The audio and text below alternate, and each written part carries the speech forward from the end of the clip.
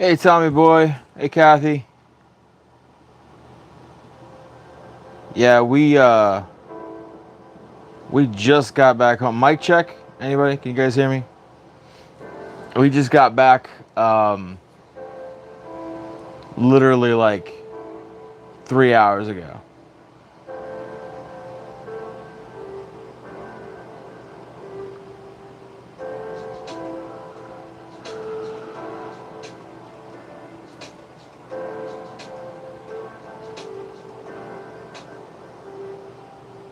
Thank you.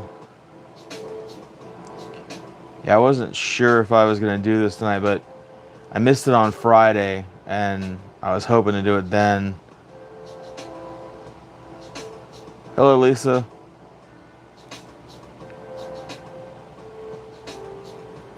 Yeah, so I basically I kind of ran in the house, dropped my bags, threw some things together. This is one of them. I think I say this often though. This is one of the most like impromptu, like not planned um, shows that we've done here. So buckle up.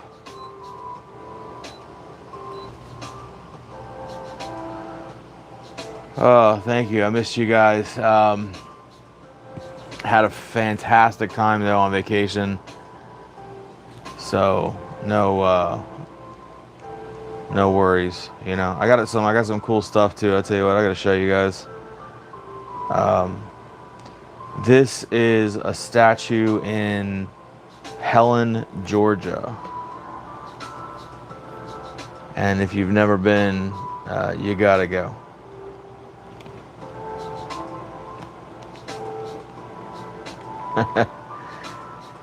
Well, we'll see about that, Tommy boy.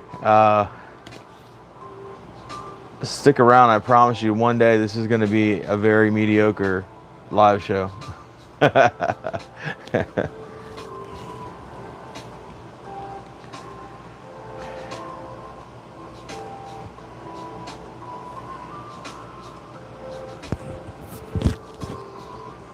going to give just a couple minutes here for people to settle in and come on in, and then we'll get on with the getting on.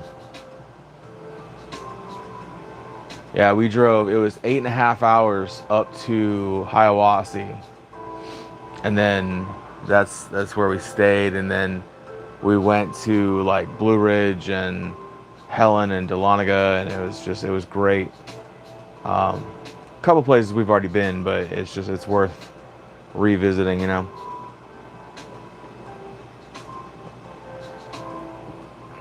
And I'll tell you what, those people are Bigfoot crazy up there. Like nothing like down here. Up there, just every souvenir shop, everything, everywhere you go, it's just there must be, I don't know, very popular subject up there.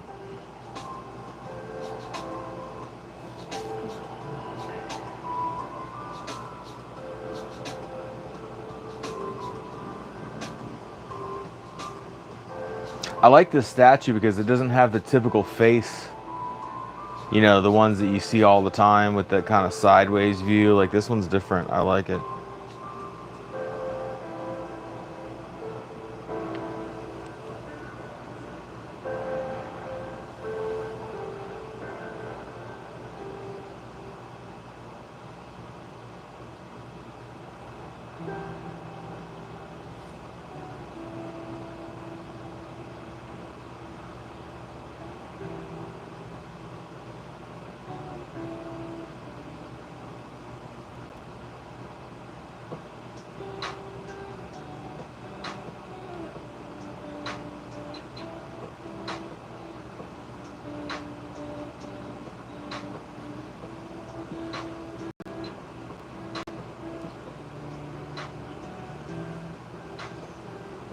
If you guys haven't seen this one yet, this is one of Snuffy Dyer.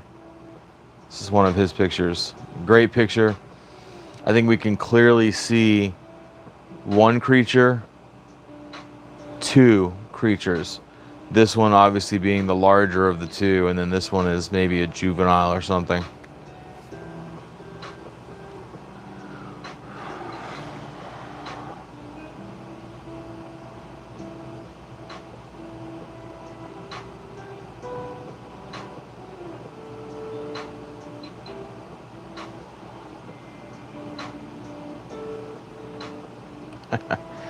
Good for you, Kathy. I knew you'd bounce back.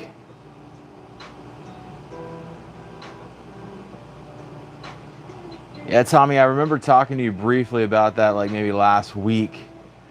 And I was just, like I said, telling you guys just be careful out there. You never know how territorial these guys are, especially during hunting season. I would imagine their food source drops quite a bit, you know. Um, that wouldn't exactly make you a friend. You know what I'm saying?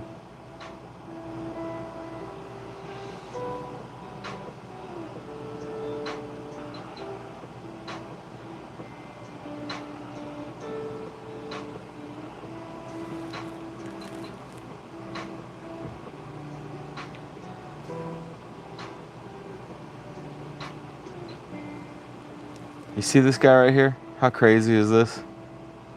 See if I can point at it.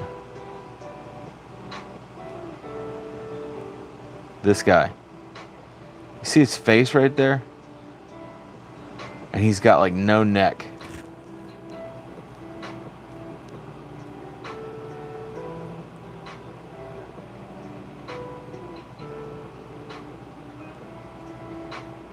There's a serious lag on this thing tonight.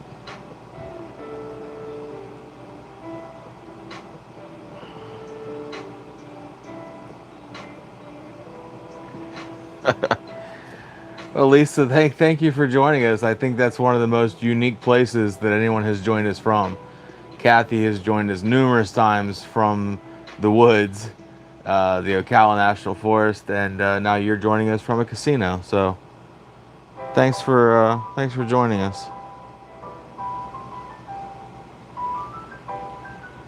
Me. 1 second here, folks. I'm gonna back out of this feed. I'm getting like so much lag that what I'm watching is not the same as what you guys are watching. Okay. Here we go. Now I'm back.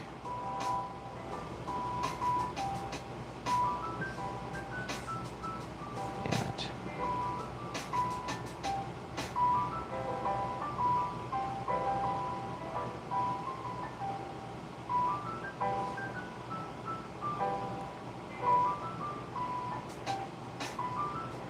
Kathy says zoom in on the middle. What, this guy?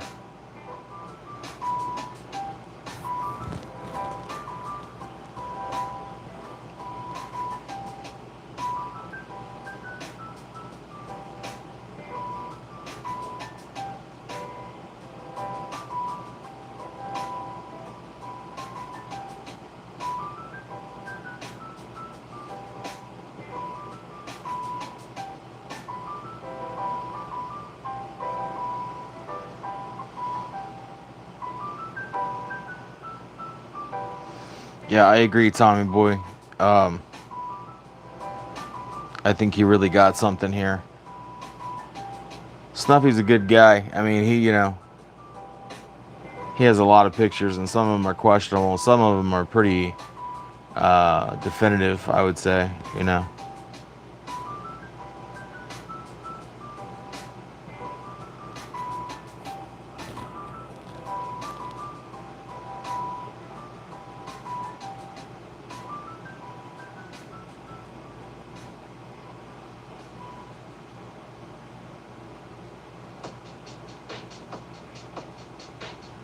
I mean, I see something right here too, Kathy. It just, it's so hard to tell.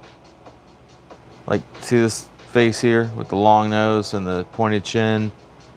It's just so hard to tell what exactly is what, So I try to stick to what is obvious. And he's got an obvious Sasquatch there. And then this big guy here.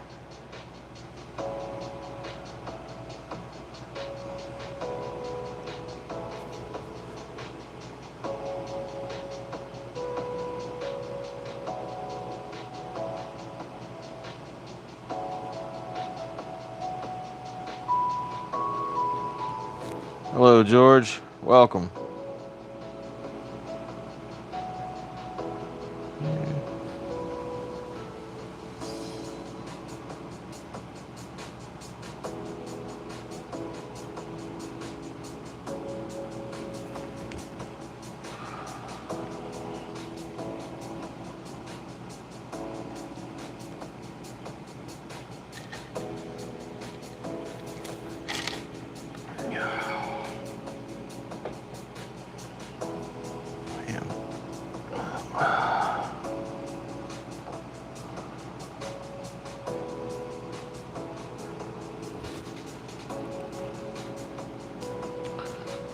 This one here is not as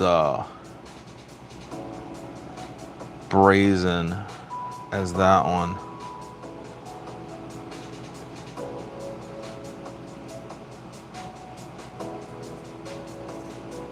Jeez, I lost it. Where is it?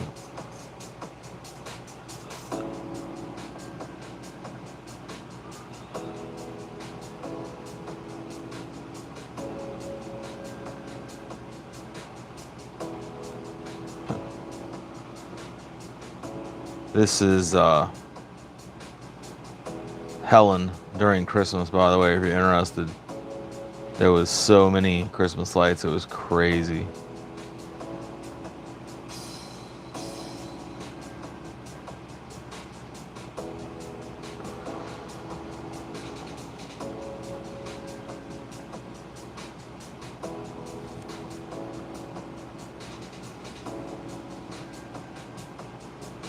Change this picture.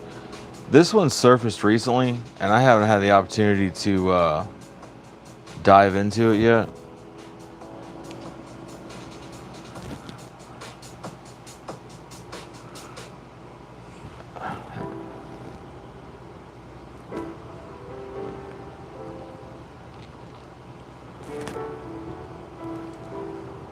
Hang on, guys. I gotta see if I can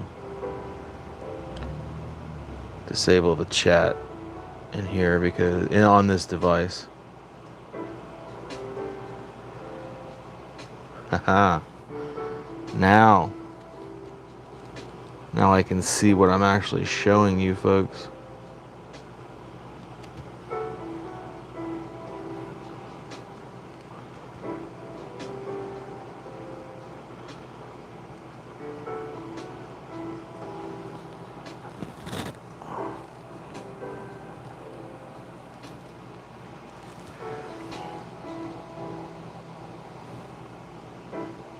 I told you, I gave you a fair warning that this was going to be unorganized tonight due to the rush. Yeah, it does kind of look like a feral human, doesn't it? I totally agree with that. You can almost sort of see a face, like right there. You can see a face, like a side profile.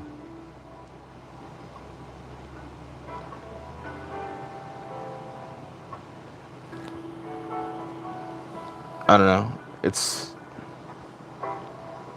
looks a little costumey to me, but I'm not really sure yet. I haven't broke it apart and dug into it, but this is going to be part of the next video for sure. Hello, Jeff. Welcome.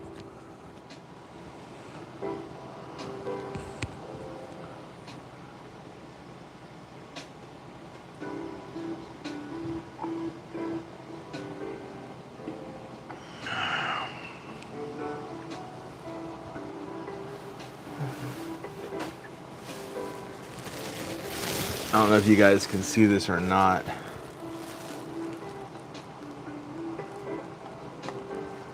You really can't, can you? Hang on a second.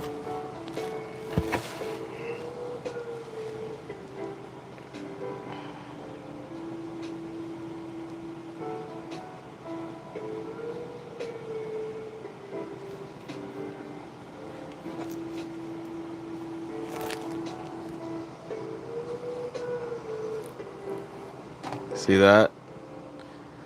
That is just one of the cool little things. It says Sasquatch Division, Department of Agriculture. One of the cool things I picked up in Blue Ridge. This is in Blue Ridge, Georgia. Very cool. There was so many like Bigfoot like souvenirs and stuff down there. Like I would have went broke if I had just picked up everything that they had, which was tempting, but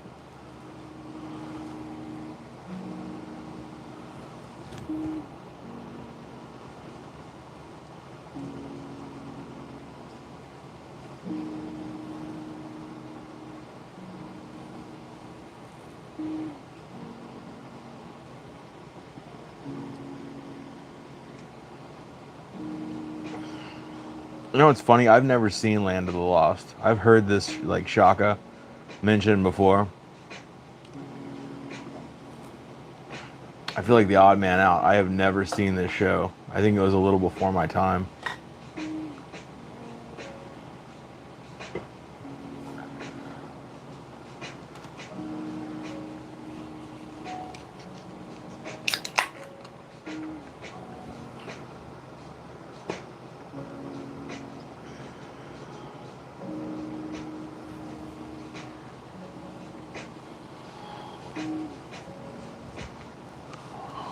Oh, what have we done now?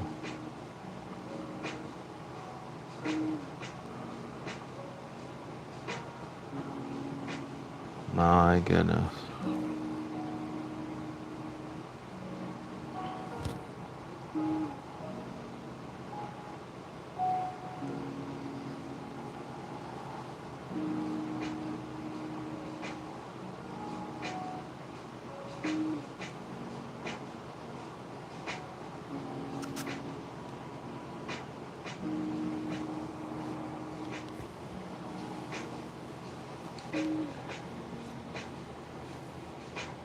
It's fun. Well, I know of the show, and I just feel like I've never seen it. I don't know. I feel like it's just maybe just a few years before I was really like, I don't know, watching television, or I was watching something else. Anyway, I'm sure that I think it was out when I was a kid, like in the early '80s.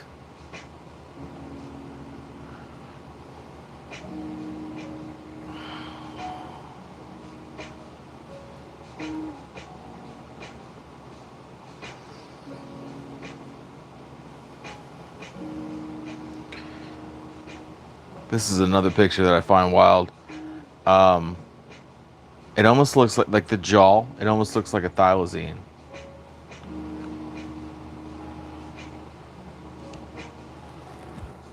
But if you look at the hand,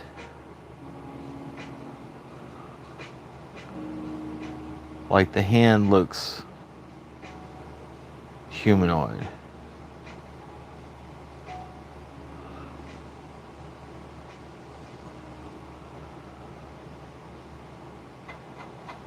I don't know. Those don't look like gator fingers to me.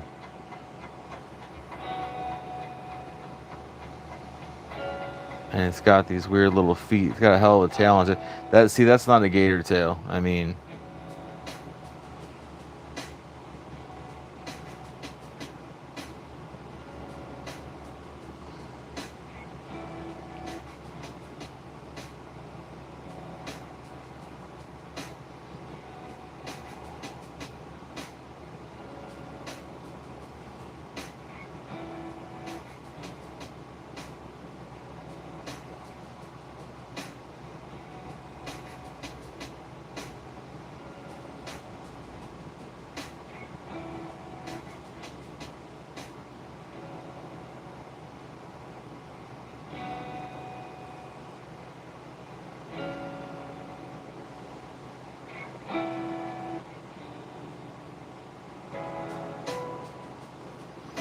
yeah, I've heard someone else say it was a possum too. Um, I don't know. The mall just doesn't. I get that open mouth kind of looks like a possum, but I mean, what happened to it? Like, where's its fur? It's not decomposed enough to have lost all of its fur like that.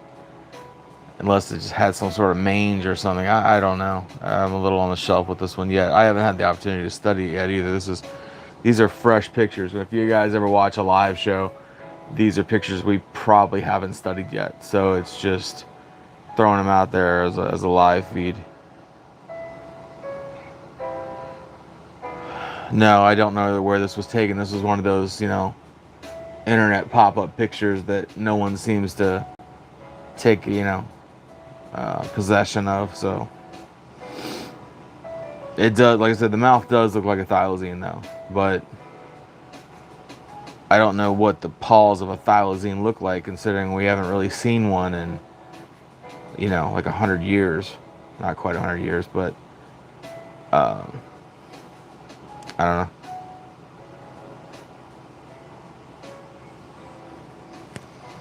I'll get off of this picture before YouTube busts me showing corpses and whatnot.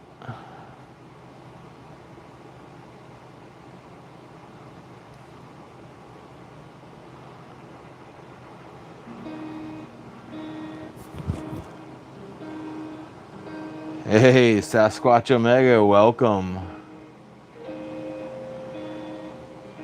You guys will know Sasquatch Omega from our last two videos. Two of his pictures have been showcased in the last two videos. So.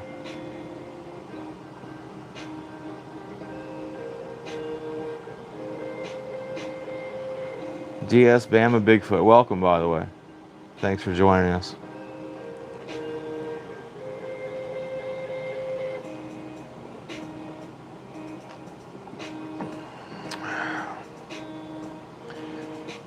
Was it 1930? I know it. Yeah, I know it was in captivity. I had 54 in my mind. It could have been earlier than that though. But yeah, now they have been spotted since then. That's just the last known one that, like you say, in captivity that we actually know of. But they've been spotted since then.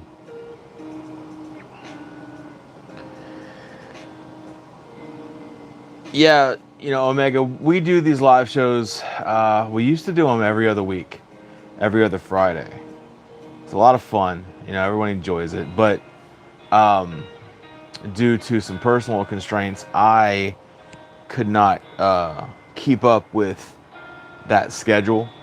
So they've become a little more random now.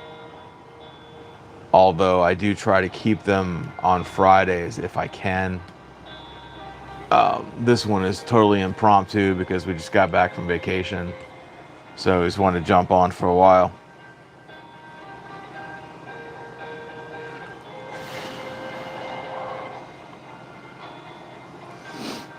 I don't know. I don't like this picture. Reminds me of just a typical sort of man in suit. I'm not sure about this one.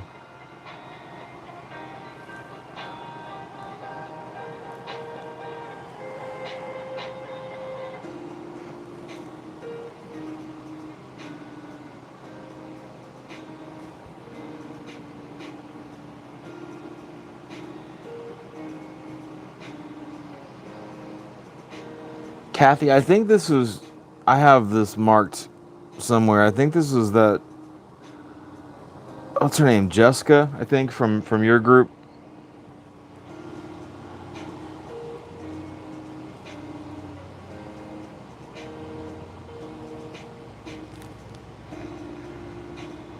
I'll tell you what, Tommy boy, I just listened to one of my Bigfoot sightings.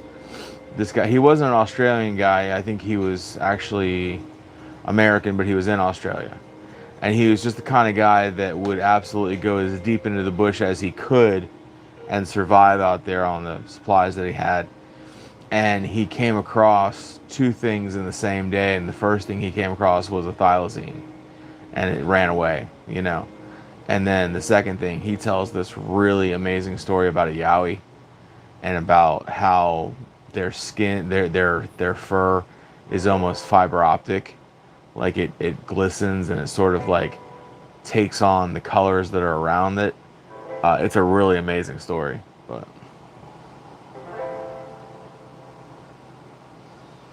I don't think this is Wayne, Kathy. This lady, she doesn't post very much. She came up with like 2 pictures, and we're gonna showcase them in the upcoming videos. But she had 2, and she posted one, and then she put one in the comments. And I don't know. I thought it was pretty cool. I think she's on to something there, but I don't. It's kind of blurry, obviously.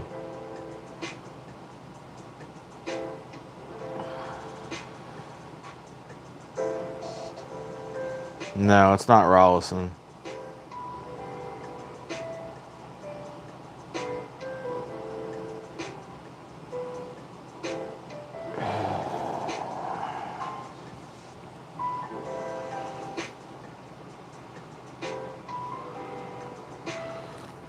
This is one of mine from the trip.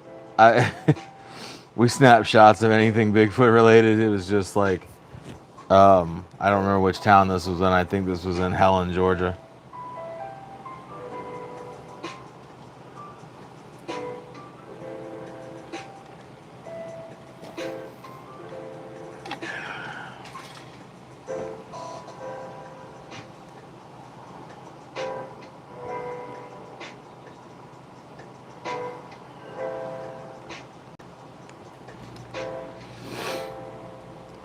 Well, I mean, I think it's fair to say that Sasquatch has superior camouflage abilities, right?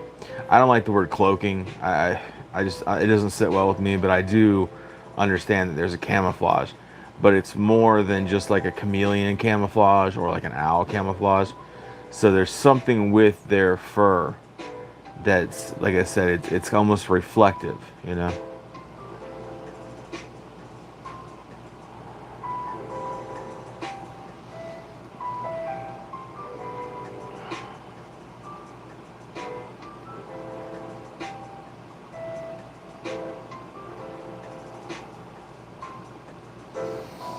Kathy, this is Wayne. This is Wayne with a picture of, I can see how that looks to you guys. Picture of the same tree 2 different times. 2 different time stamps.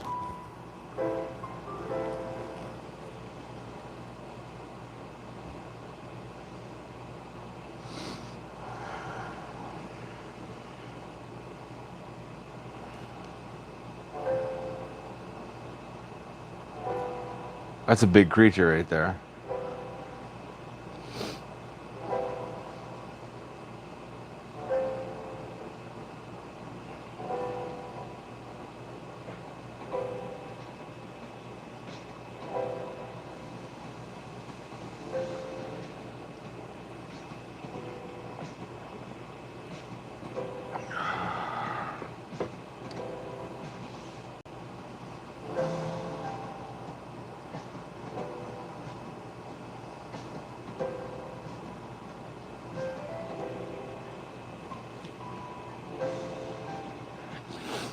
Yeah, the more you listen to the accounts of the people that have encountered the Sasquatch, the more you hear about how they're belly crawlers. Like they're really down on their fingertips and their toes. And they're moving through the brush, just effortlessly, silently, if they want to. Or they crash through the forest like a bulldozer. Depends what's going on.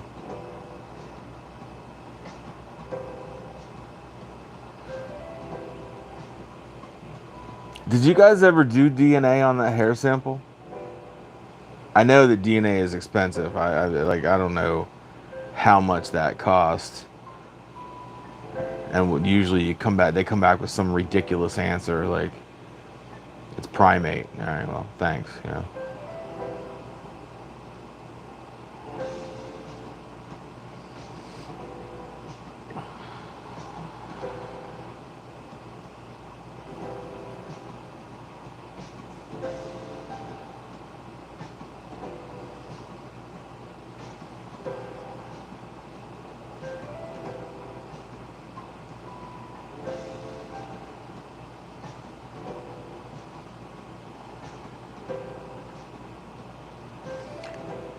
So since we have Sasquatch Omega in the room, might as well ask something we kind of ask everybody.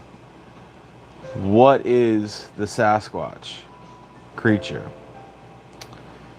I'm not asking for your thesis on it, but we're kind of curious. What do you feel the origins of the creature are?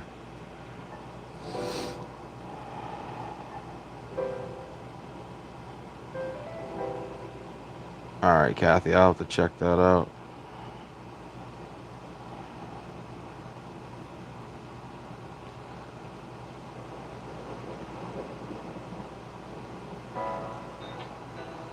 Homonym. Yeah, maybe. Anyway, so just to reiterate, yeah, this is Wayne Lewis. Wayne is from Australia. I don't know where in Australia, actually, but he's got some fairly impressive shots.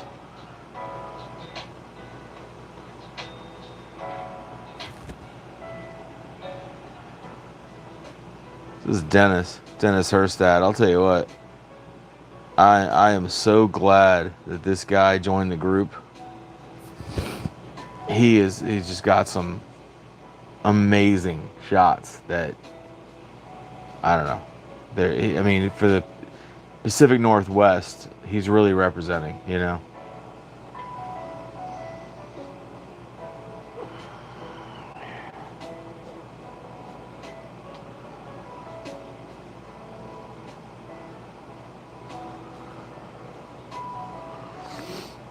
No, Omega, you know, we welcome everybody's input. That's what Bigfoot is about. Bigfoot Input is all about everyone's input in one place.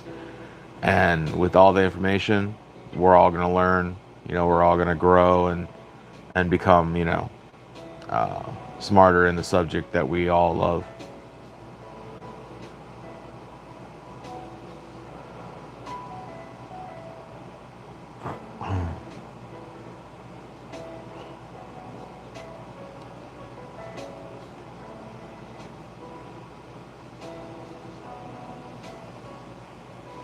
Yeah, I think I've got about, I don't know, 4 or 5 of Dennis's pictures like set aside for upcoming videos. I try not to like dump them all in one video, you know, and just have the video be about one person, but he's got a lot of pictures that need to be showcased. So we're probably going to do 2 in the upcoming video, and then we'll spread them out from there. But I like to get them while they're hot too. Like, you know, I don't want to pull them out 3 weeks old, you know.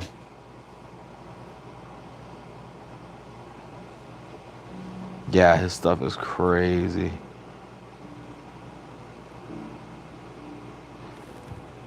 Now, you know, I don't know what anybody feels about this picture. I had my reservations, but I started coming around. This is supposed to be a Yowie. And for the longest time, I've thought that it was somebody in pants, maybe wearing a hat.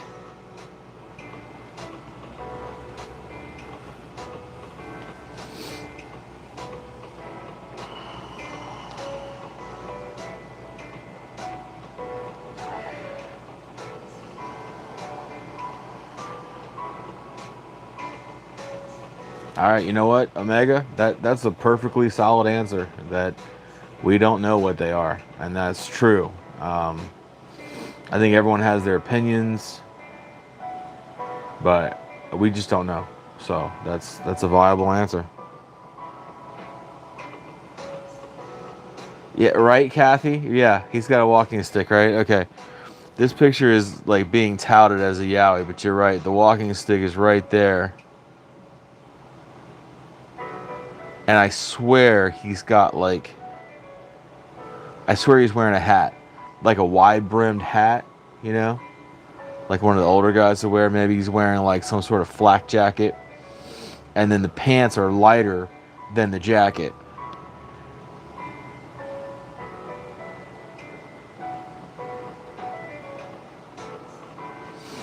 I think this picture's bullshit. I don't know where this picture ever came from, but it's been around for years.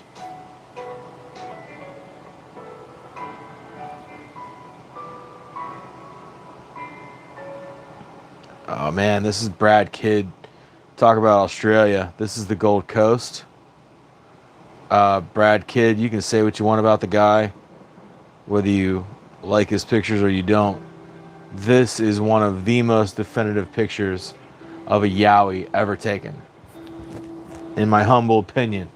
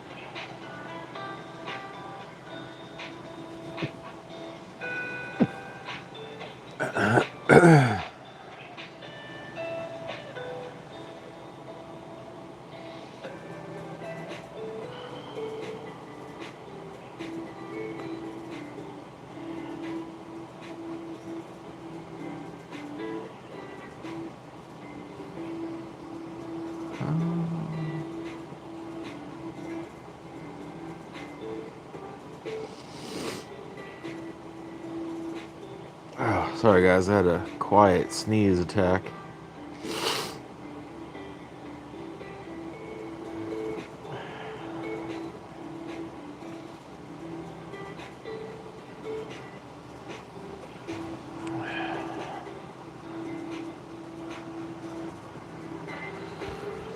Alright, so this one's been all the talk this week. Well, actually, thanks to us, we we put this one out on TikTok and it just blew up and went crazy. This is supposed to be the Maryland Goat Man. So I'll let you guys sink it in. You tell me what you think about this one.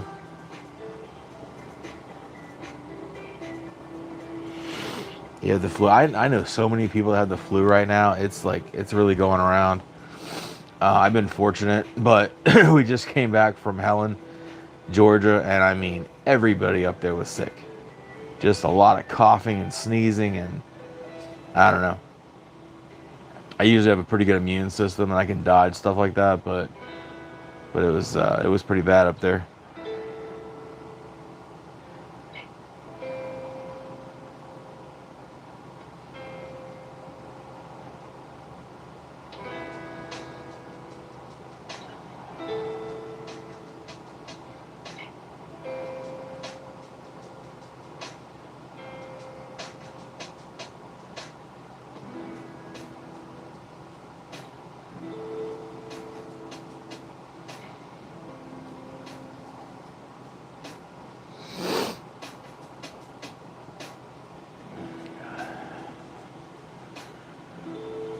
That's got to be a pretty big person for your typical Sasquatch, your typical 8 foot, 500-pound Sasquatch to be wearing their t-shirt. But anyway, I'm not saying it's impossible, I guess. Like I said, if you had a small enough Sasquatch, I'm sure they could steal clothes off the line and, whatever. But I would think it's pretty uncommon.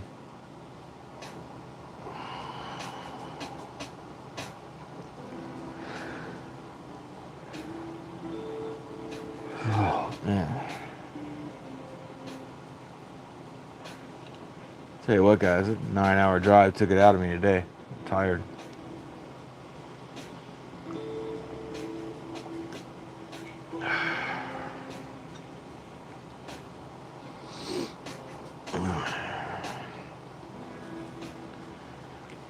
First of all, Tommy, I'm just going to be a skeptic on the existence of a goat man at all, or a ram man, or sheep man, or whatever. Bipedal creature, basically. And then to have captured one on film, not only once but twice. There's two pictures. I don't know that I have the second one on me right now, but we posted it on YouTube and Facebook and different places like Instagram last week. You can find it there. But I just don't know. I mean, I guess you would call this a ram man. He's got the horns coming down in the face. I don't know, guys. I mean, I would.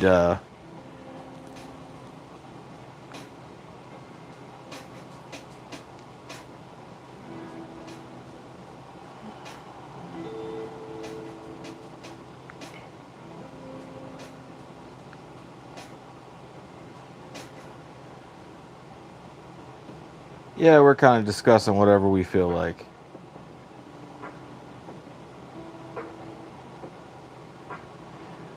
Yes, sir. I know Bigfoot Input did recently post Goat Man because I am Bigfoot Input.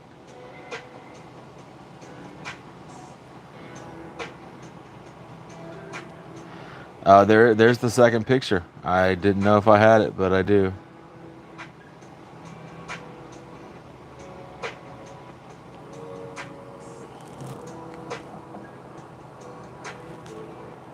I mean, it just looks like a lot of trouble to go through, but it looks like a suit to me, you know?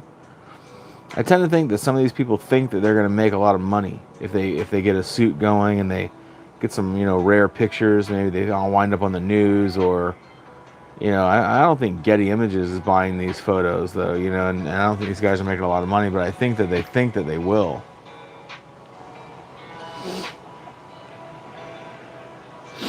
I mean, Bama, if it's anything like a goat, they eat damn near anything.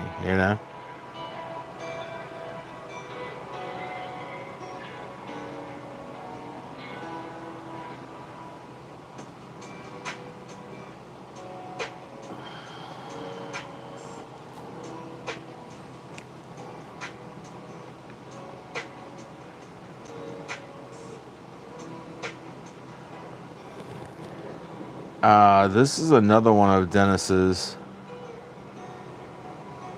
I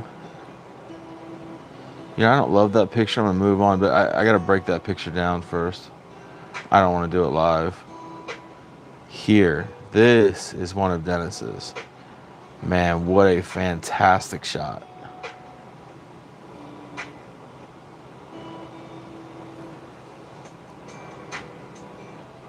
As always, this phone setup does not do this picture justice, but it is an amazing shot.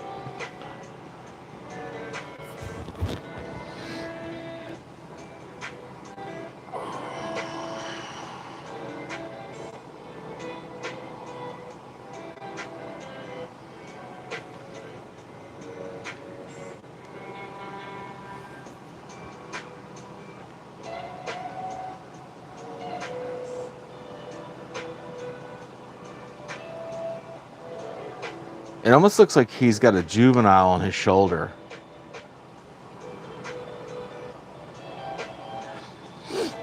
Yeah, this is I don't know if I'm pronouncing his name right. I think it's Herstead, Dennis Herstead from Bigfoot World, or he's a member of Bigfoot World anyway, and very cool to have him in the group. He's got some really valuable stuff going on.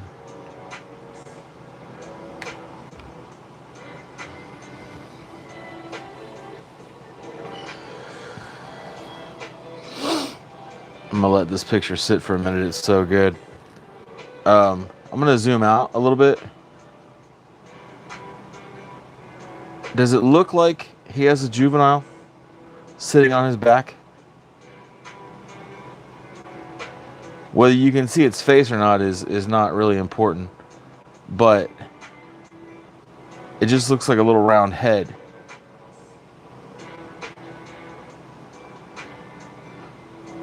And then, of course, as you get in on the big guy here, you can see the cool hairline and the nose, and it almost looks like he has a mustache.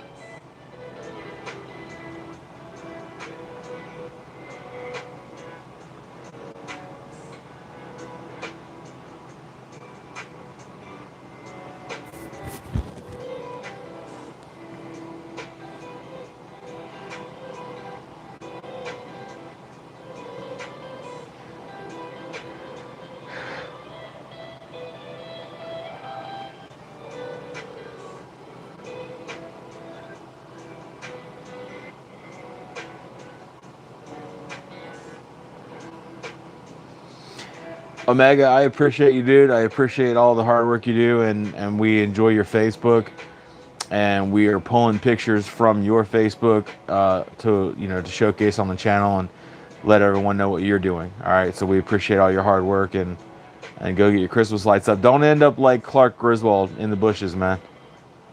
It's not a good look.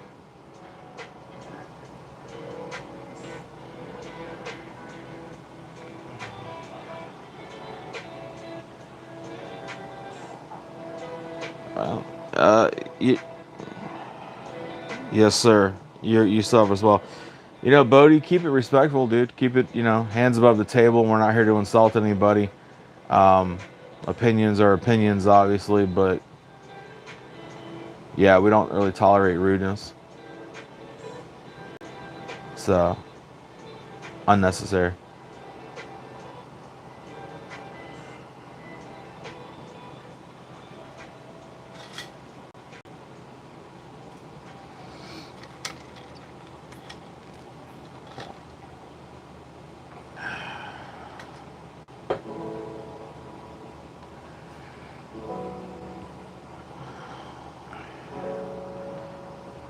I gotta show you. I'm gonna leave this picture up. I think it's too cool to take down right now, but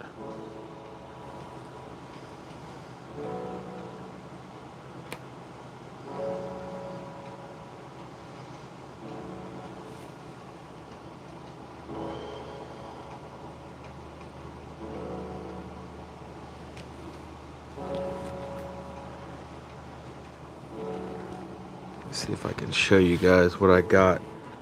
This coworker of mine found this at a yard sale and ended up getting it for free.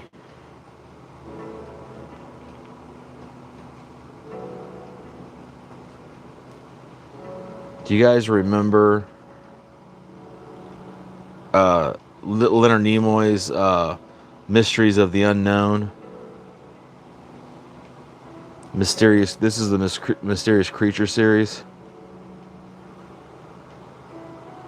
It's a very old. Well, I say very old. It's definitely 70s, maybe early 80s book, and he got it for free, and he thought about me and gave it to me. So I was very, very excited to get that.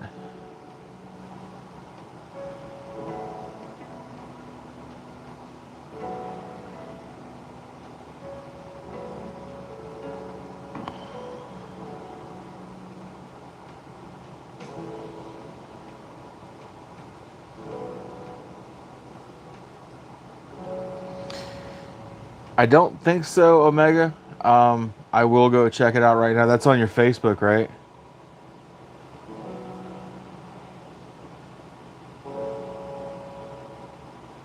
I will check it out as soon as I'm off the live show.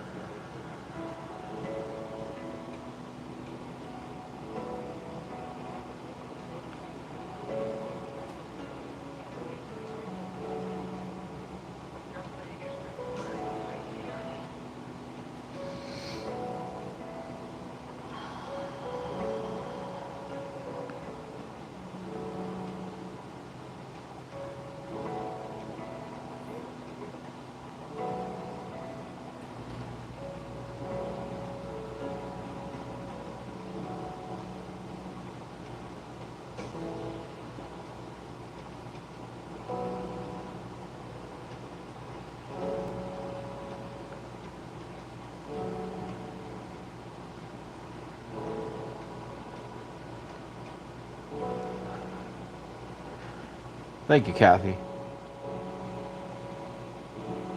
And this is only one of his pictures. I mean, like I said, I can't wait to start showcasing some of his stuff. You know what I'm saying?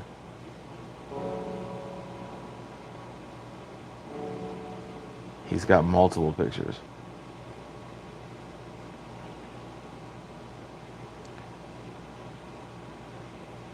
Let's see. Excuse me, guys. I'm handling a little business here.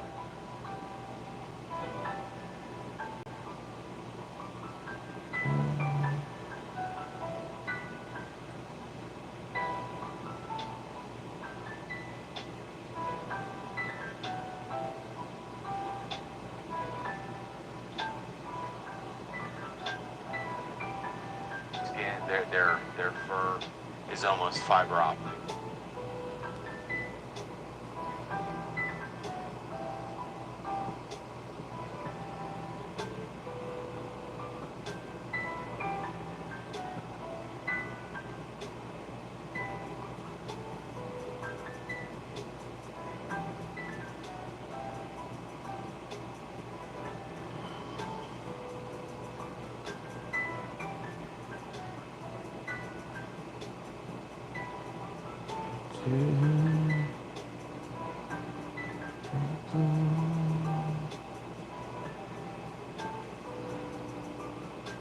All right, guys. I removed Bodhi from the chat.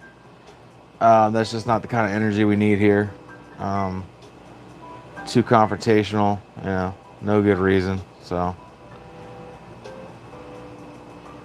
hey, Dennis, welcome, dude. Welcome. Thanks for coming.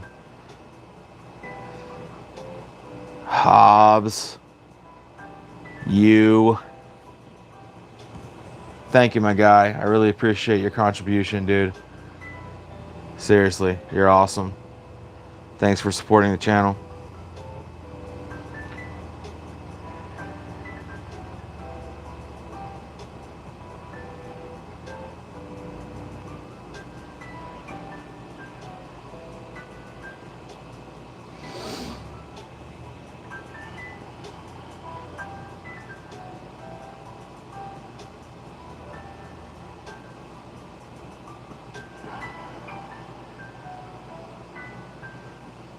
Hobbs, the weirdness is out there, dude. It really is.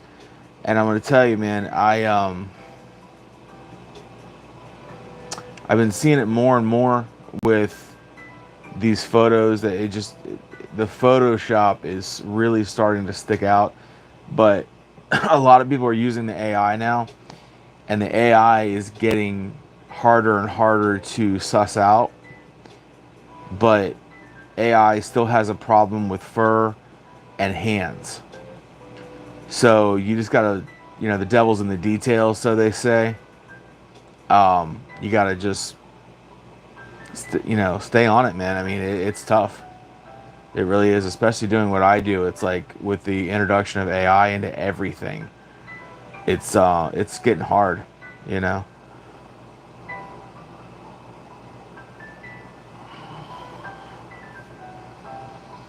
Yes, Omega, please do.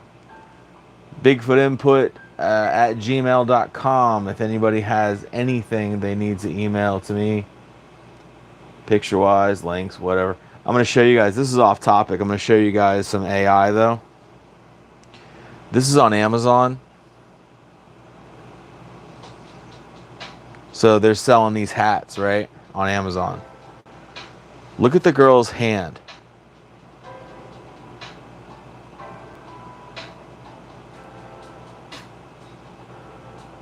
She has 2 index fingers. And look at how long her folded index finger is.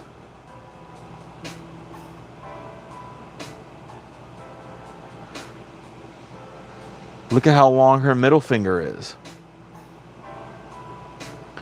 And where her thumb should be touching her chin, that's another index finger. So, I mean, good luck looking at this girl's face and saying that's AI, because you won't be able to figure it out.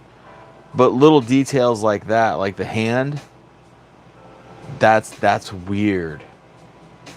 You know what I'm saying? And that's what separates, reality from AI.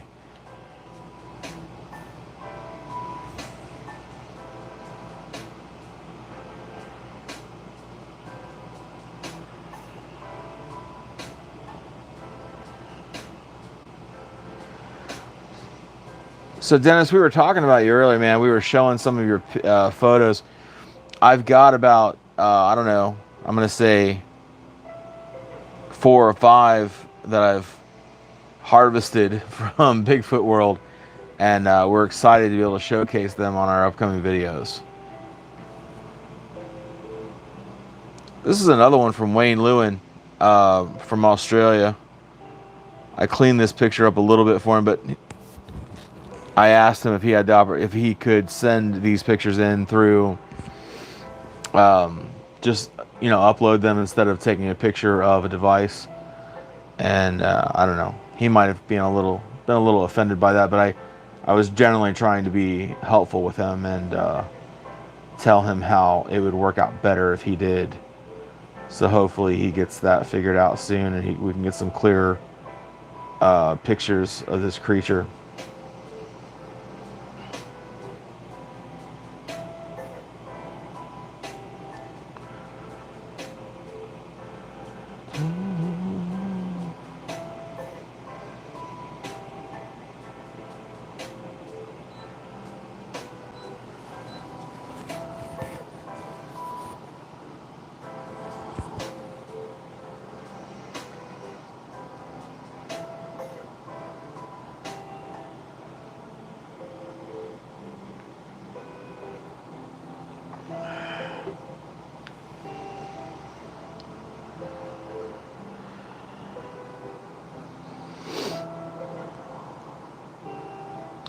Dennis, do you use any type of gifting or just talking, or like what is your if you don't mind us asking, what is your kind of relationship with the creatures that they trust you to show themselves as we're talking? Here's another one of your photos.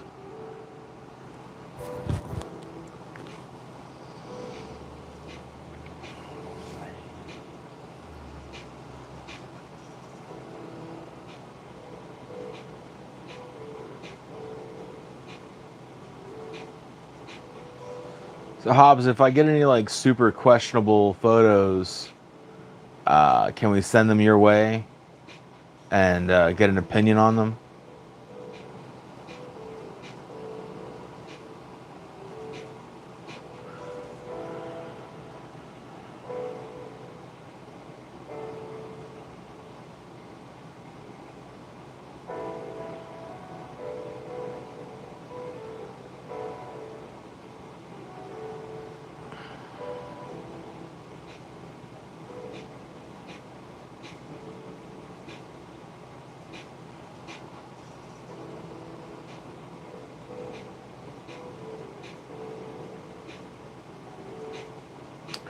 All right, appreciate it. I will shoot those over. Do you get into AI or just Photoshop? I know you're into Photoshop.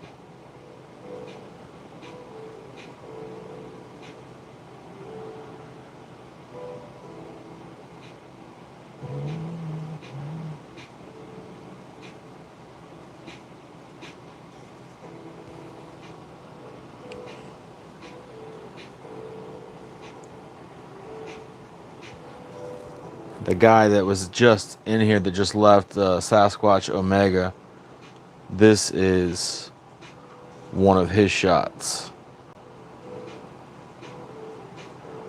He's got quite a few that are cool. So if you don't follow him on Facebook, check out Sasquatch Omega on Facebook. He's got some good stuff.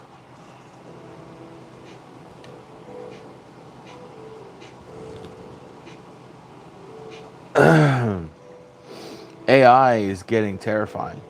If you ever like, sometimes you see these like Facebook posts of these like dream houses, some like cottage somewhere. It's like half the time they're AI, and it's hard to tell, but you can pick out little details. You can tell, but you really got to study them, And that's the same thing's going on with the cryptid world. People love to hoax, and they've been like, it's been hard to hoax before. Now you just grab your phone and like, talk some shit into an AI bot, and next thing you know, it prints, it pulls out an image for you.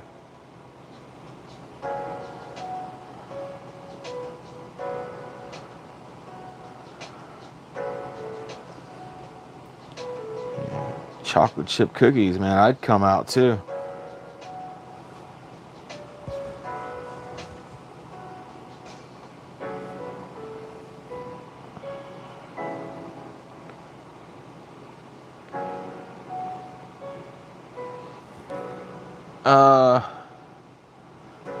I do believe this is our own Kathy Westerman.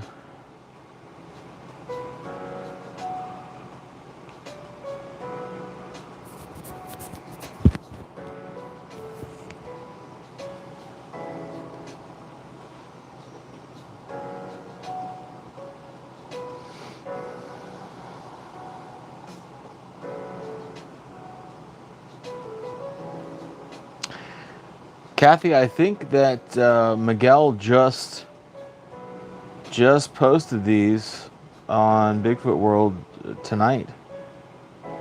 Now you got me wondering. I'm gonna go check.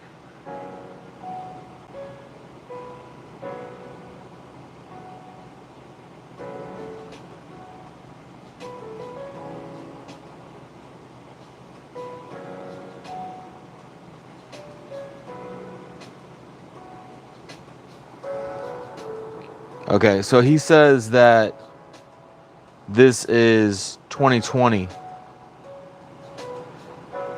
but that's the picture I have up right now.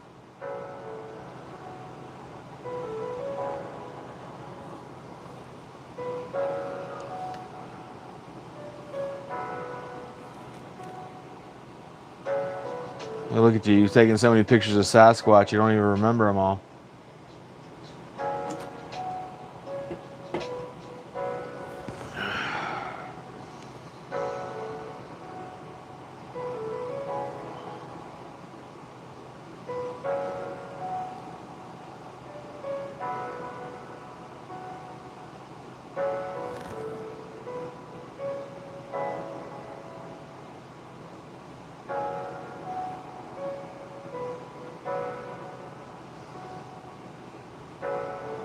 Yeah.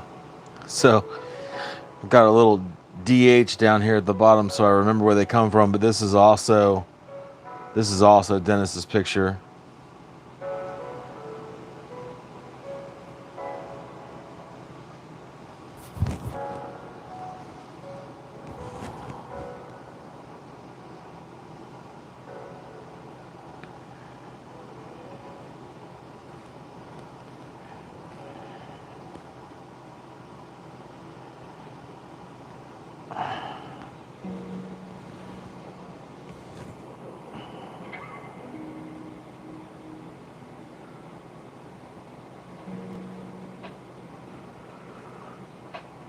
Hobbs, I sent you the dead Bigfoot baby picture or the video, right?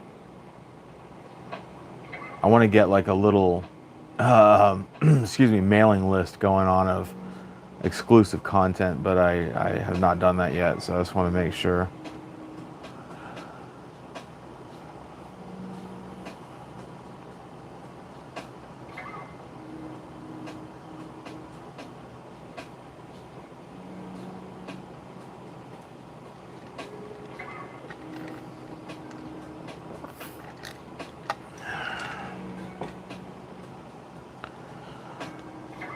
Well, bud, if you ever get any video footage, we would be most grateful to have a look at that. This is another cool one. Very cool.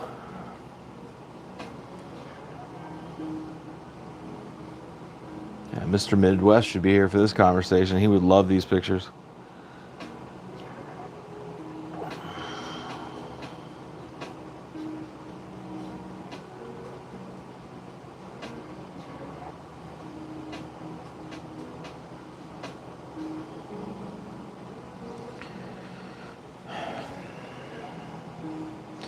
You know, Hobbs, I can't help but feel that it must be a hoax. And I think I explained that in the video, so but you know, just to touch on it again, I can't imagine that any species would just leave their dead out there like that. You know, any intelligent species anyway. I mean, they're not at the bottom of the food chain where they're like, you know, running away from creatures that are eating their baby. It's just this thing was laid out there on purpose, you know. And I don't know, I wasn't comfortable with the way like the leaves covered the genitalia and stuff. It was almost like it was done that way to where A, you didn't have to make it if you're making a homage or costume or whatever. B, you wouldn't have to blur it out, you know. But I don't know. It very well could have been a movie too. Like sometimes people call things a hoax and it's not really a hoax. It's just misidentified.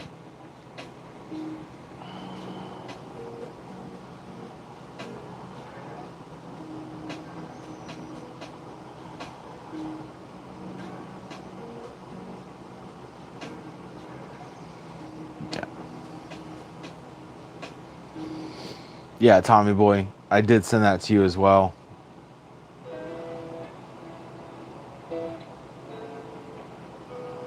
We have a list of our supporters, and those guys, we get send a little exclusive content if we can help it, or if we can, whenever we make it, I should say.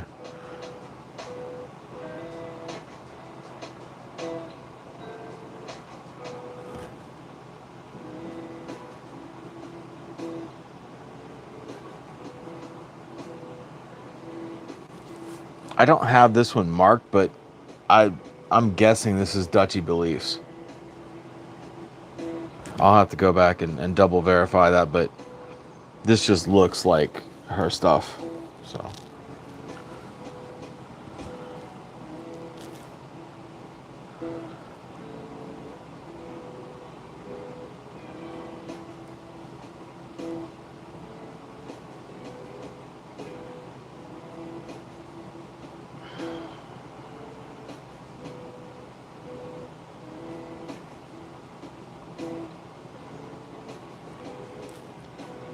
yeah, I saw that video. You know what? And I didn't even bother breaking it down because it just looked like complete bullshit to me.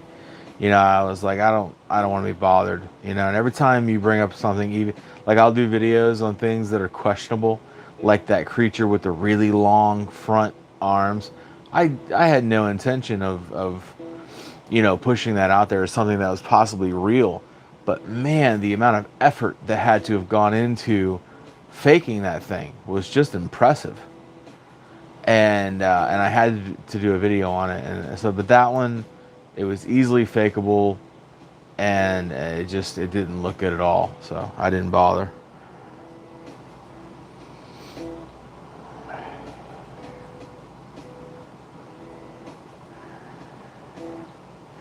Oh yeah, the screams. Okay, cool. I would love to hear that. I love authentic Sasquatch audio. Kathy had some a while back that was pretty good. Skunk Ape audio. All too often, every video online is the same audio, just sort of tweaked a little bit. Uh, it's getting sad out there. They'll just film the woods and then add the scream, and there you go. You have a video, and you might get a viral video out of it. Who knows?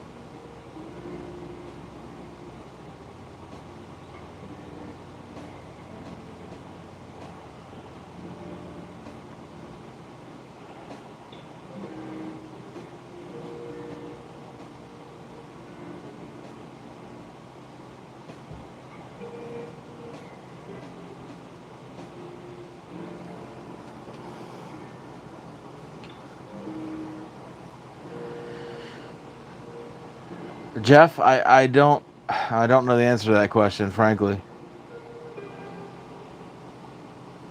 I don't think so. But then again, that's something that could have easily just slipped by.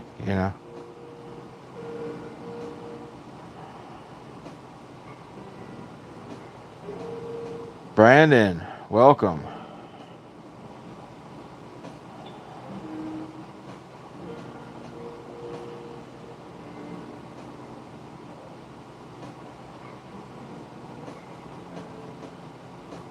All right, thank you, Hobbs. I will check that out as soon as I get out of here.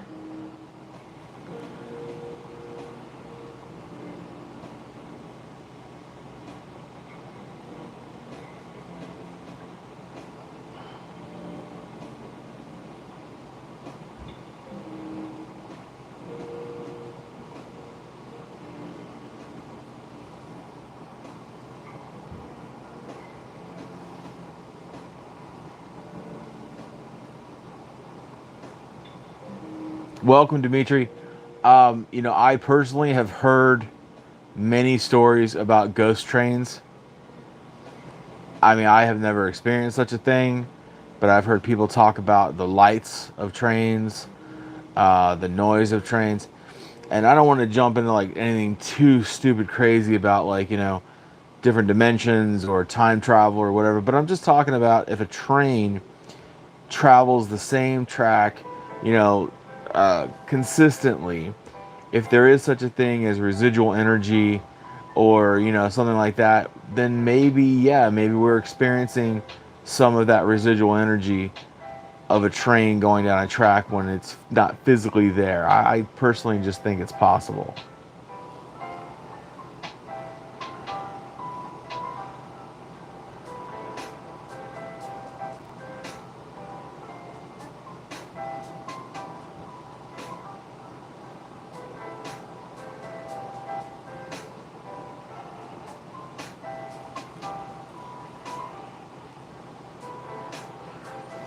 Right, Kathy, like Plowman. And if you guys have not seen Plowman, you have got to check that out. You know what? As a matter of fact, I don't know how many episodes back that was, but I should have the picture here.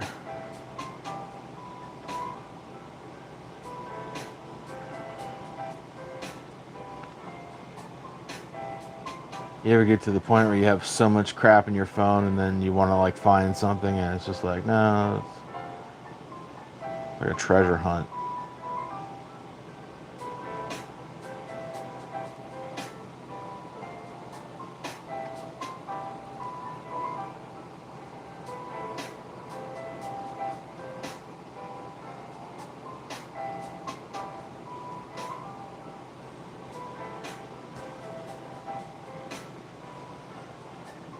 All right, you guys. So if you guys are not familiar with the Plowman, let me just tell you real quick. Kathy from Bigfoot World was taking IR footage in the woods, where she was, which correct me if I'm wrong, I believe it was the Ocala National Forest anyway. So in the footage, for only like maybe a half a second to a second, you see this figure, and then they moved on because they didn't actually see it as they were filming. And then as you go through the film, it comes up later. But anyway, so this is the picture in question.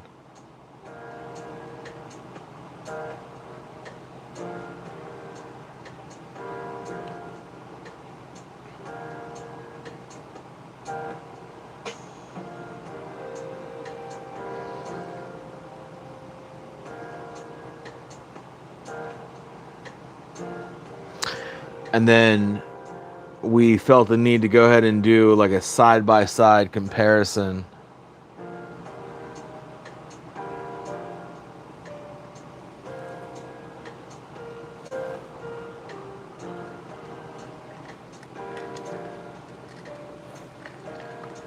So this is the picture known as the Plowman.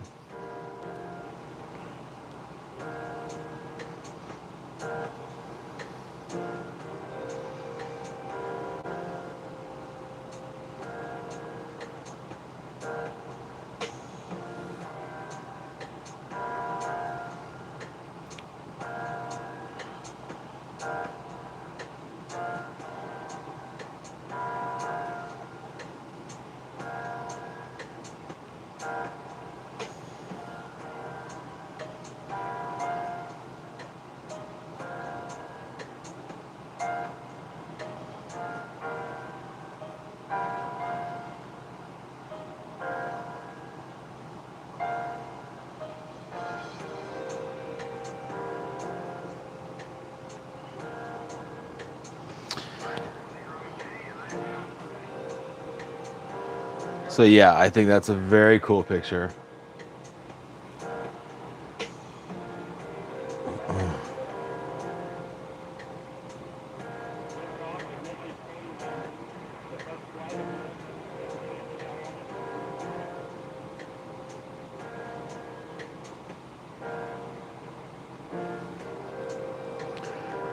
This is one of Bigfoot World as well.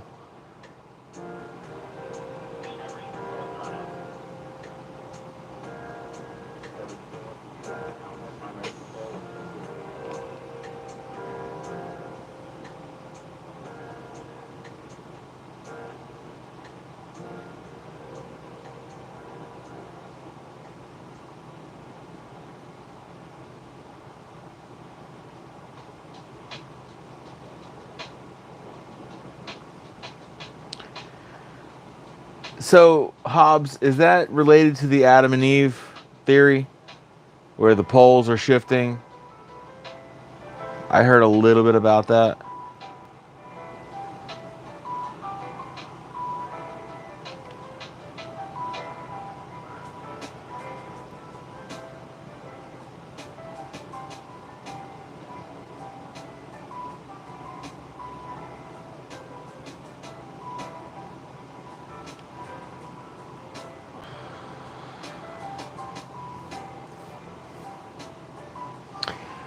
Just real quick on this picture too, I'll tell you what, I've heard more and more encounters lately where people tell the story about them showing their teeth or gums, which is a sign of, I don't know necessarily submission is the right word, but it's basically a sign of, being friendly.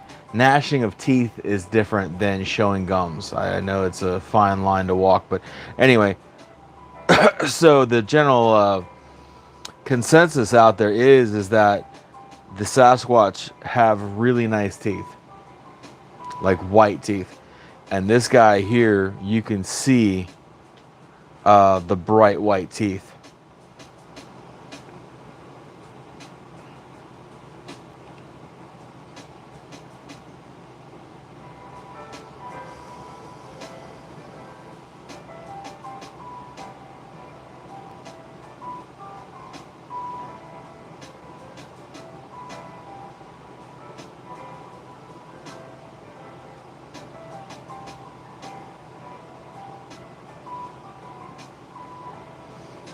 All right, Hobbs, I'll check that out, man, just for you.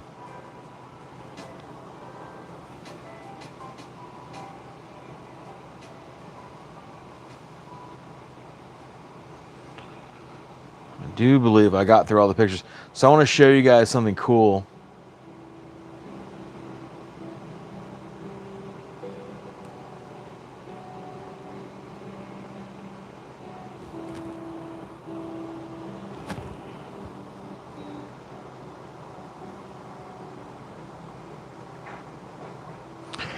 This is the end of the Appalachian Trail. And sometimes when people are done walking the trail, the whole trail, they will take their shoes off and they will throw them in this tree. And the day that we were there, it was complete fog out. Just there was fog everywhere. This picture is in color, although it appears to be black and white. There's no filters on this picture whatsoever. And I think it's very cool.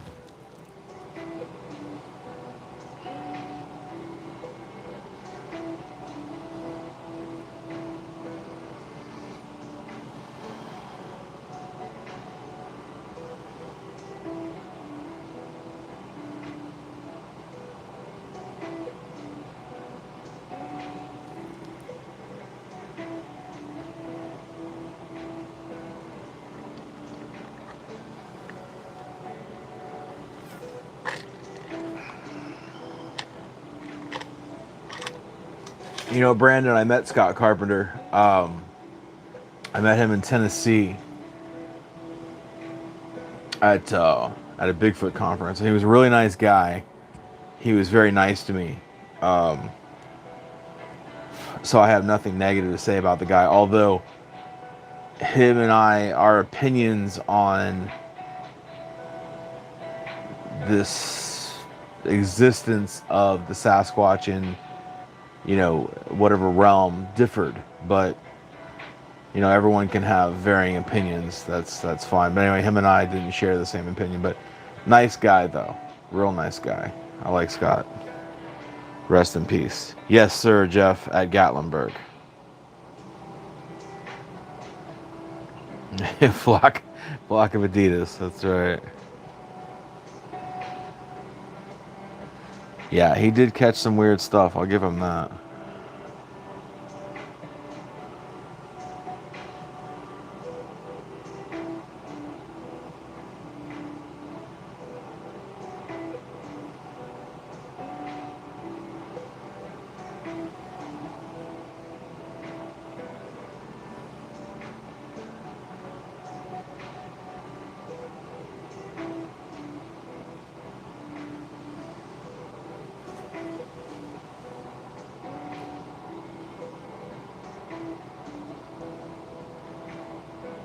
Hobbs, thanks for coming by, dude. I really appreciate it. Thank you so much for your support.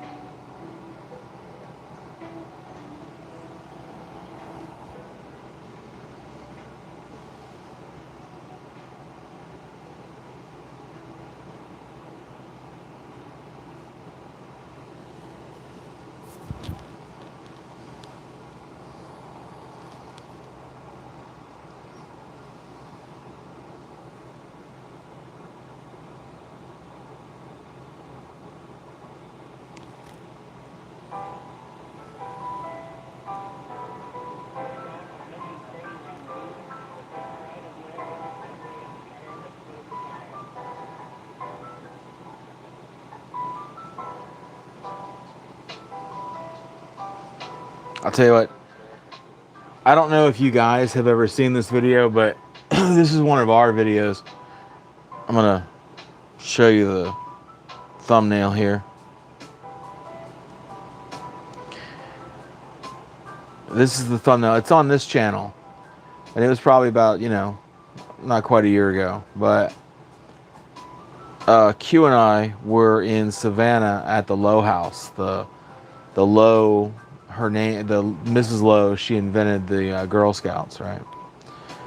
So this picture was taken of a mirror, and the lady in the picture is the tour guide, and the little guy looking up to her, the little guy wearing glasses looking up to her, was not in the room. So we feel that we caught a picture of a genuine apparition. But you can see the video breakdown. There was a couple pictures, plus there were some orbs and stuff. You can see the video breakdown on this channel if you're interested. Very cool stuff. Neat town, Savannah, Georgia.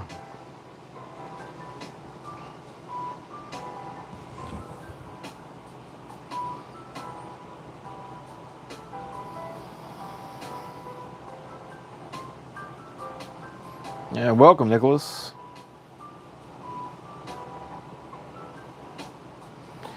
And yes, Jeff, that was the, I think it was the All Bigfoot Conference, something to that effect, in Gatlinburg, Tennessee.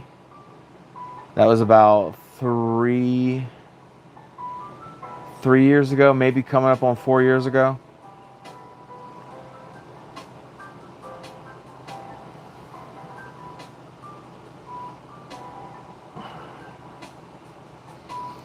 Yeah, check it out, Brandon. You'll like it. It's, like I said, it was interesting enough.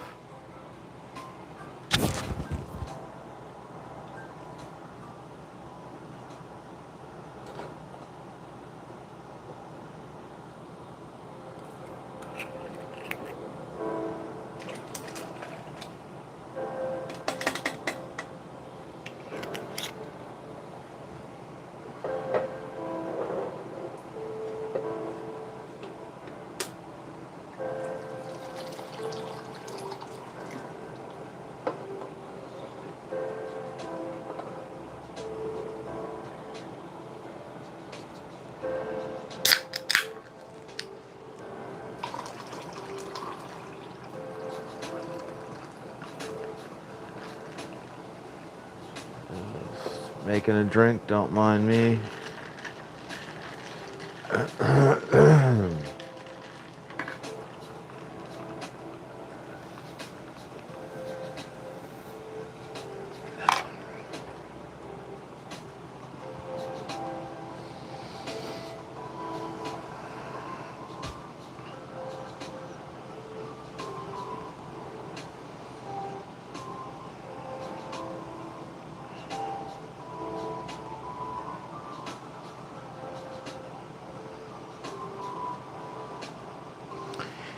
Tennessee is very hot in July. Yes, sir. Yes, it is. Oh, you got a table, huh, Kathy?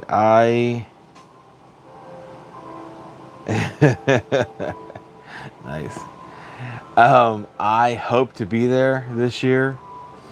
I don't know that far ahead. I don't know what the hell I'm doing tomorrow, so let alone what I'm doing in July. But I hope to be there again this year.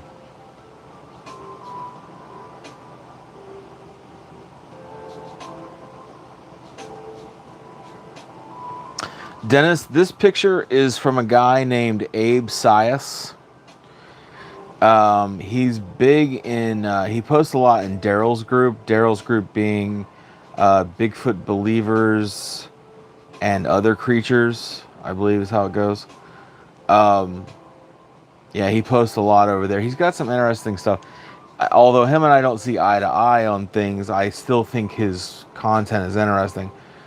He calls this a DDN, or disembodied demonic Nephilim. So he believes that this is a creature from the religion, from Christianity, obviously, a Nephilim. But anyway, despite whatever he calls them, I still think his pictures are fascinating. So.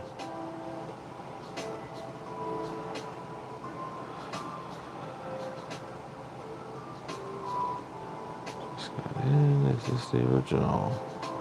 Yes, it is the original. Not much time. 33 Outdoors. That's a big name, buddy. But yeah, we are live right now.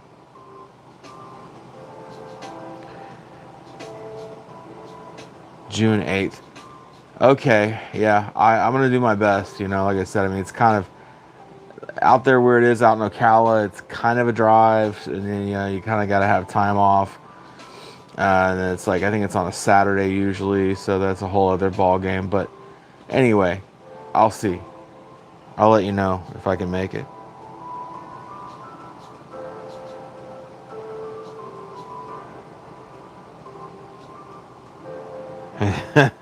Tommy Boy's sick. He's drinking NyQuil. I'll tell you what, man. When I lived up there in PA, I got a nasty, nasty flu one time, and I was working the third shift. So, I'd go in at like 10 p.m. and I'd come home at like, I don't know, like 7 or something like that. And I would come in the morning, in the cold, and I would just chug just a quarter of a bottle of NyQuil, and I would chug about, a quarter of a bottle of Mad Dog Orange Jubilee. And I mean, I just sleep for like 12 hours, man. I was so sick.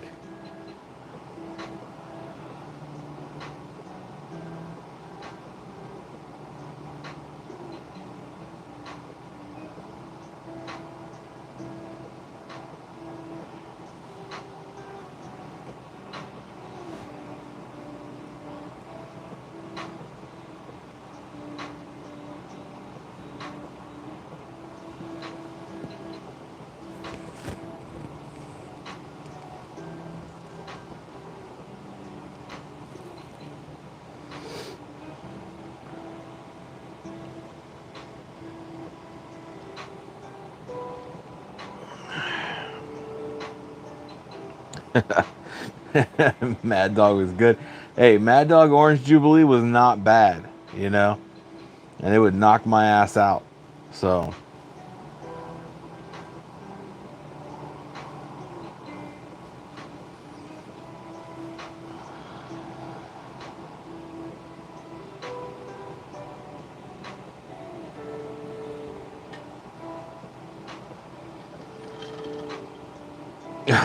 You can't share it.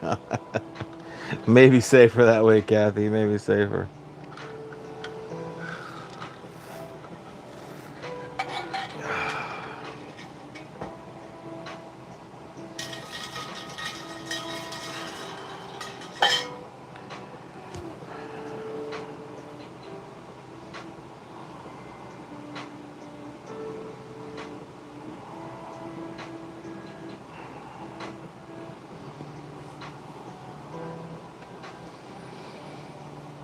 That's right. Mad Dog is people. People take for granted the medicinal qualities of Mad Dog 2020. So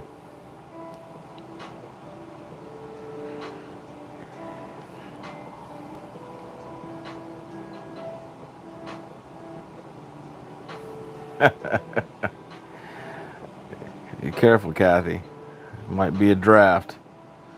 So this picture here, I thought was cool. I think I've shown it to you before, but this guy was driving his motorbike up to Mount St. Helens. He was gonna like ride on Mount St. Helens, and it erupted on his way up the mountain, and he stopped and snapped this picture. Just amazing. And yeah, I think it is a Pinto actually. And if you know any of the stories about the Bigfoot bodies being drug off Mount St. Helens by military crew and stuff like that, you understand how impactful this picture is.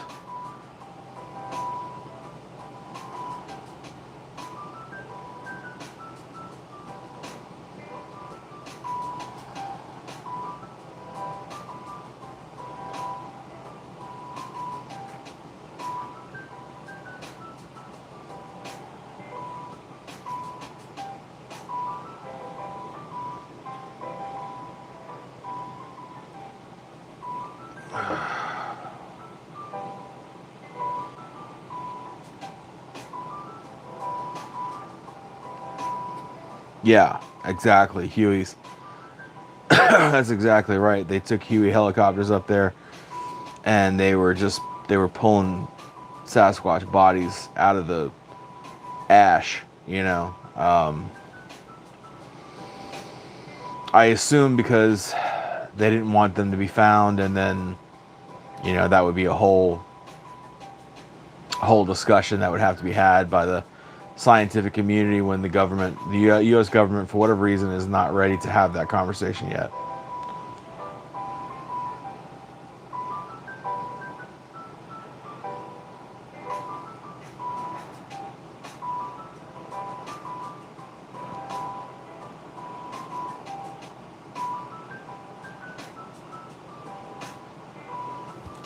Let's see.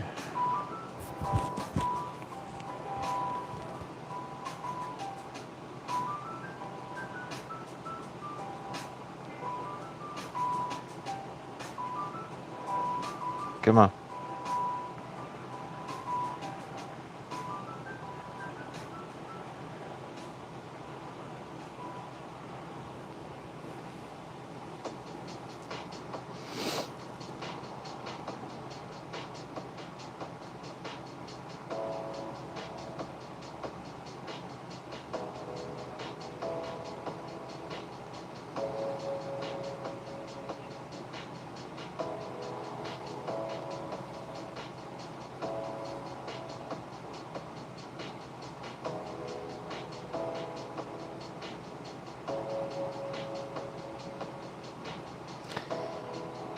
No shit. That's all. I mean, well, it's sad, but it's cool history. You can bet there's a lot of people that just can't talk about the things they did while serving in the military. Like legally, they can't talk about it.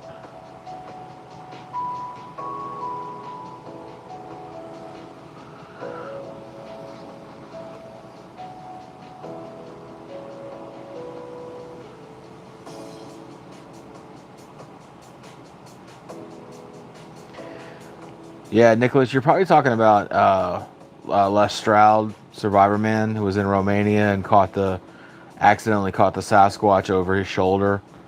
Funnily enough, our very own Rick McKenzie is the guy that I believe originally spotted that. I'd never seen anything about it until he brought it up. And then once he brought it up and once he posted it, it spread like wildfire. Now, like 3 weeks later, like all the outlets have picked it up and they're all talking about it. So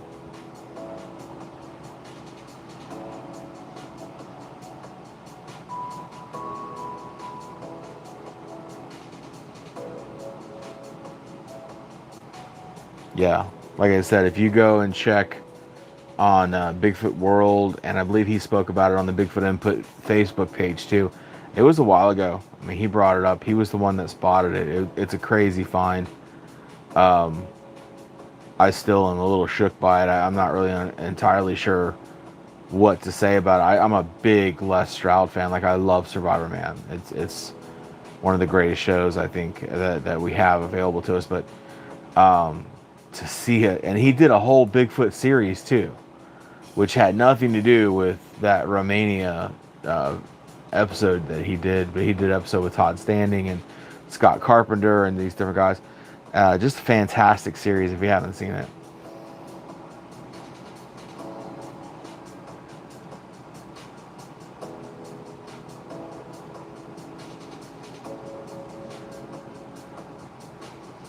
Yeah, Les is totally legit. I don't believe that he would ever lie, you know. And that being said, I don't believe that he would ever hoax. So whatever is over his shoulder in that picture is either legit or he just wasn't aware of it. Whatever it may be. I'll say that. Because I would stand up for Les and say that no, he's straight up.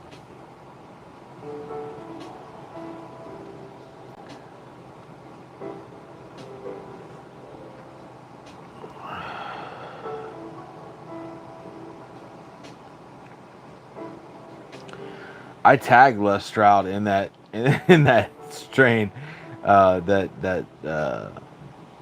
post, but I mean, Les is a fairly successful, probably pretty busy guy. Not to mention, he spends a ton of time out in the woods, so he's not really big on social media.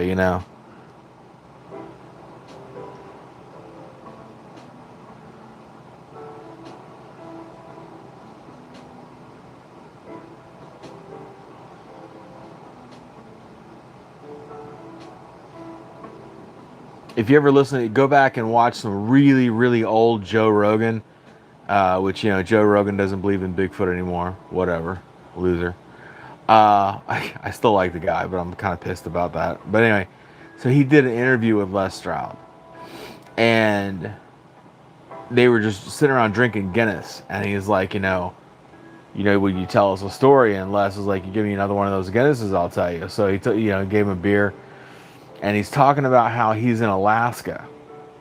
And long story short is, he's in Alaska and he starts hearing whoops. Primate whoops. And Les makes the joke, I'm in Alaska, land of the apes. Ha ha ha. Well, of course, there's no apes in Alaska. There's no large primates in North America, right? But yet he's hearing these primate whoops. It's a great story to hear Les tell it. He's a hell of a storyteller.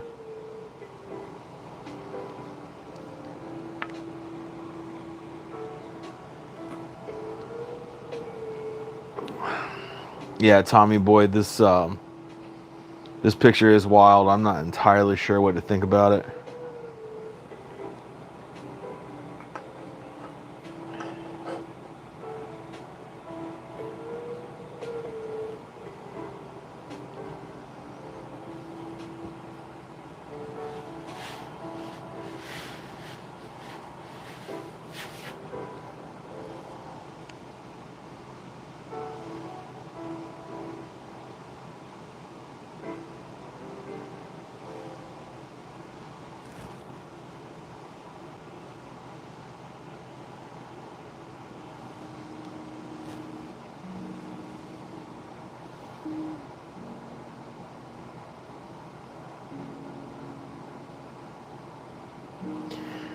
So yeah, of course there are Bigfoot in Russia, Nepal, Tibet.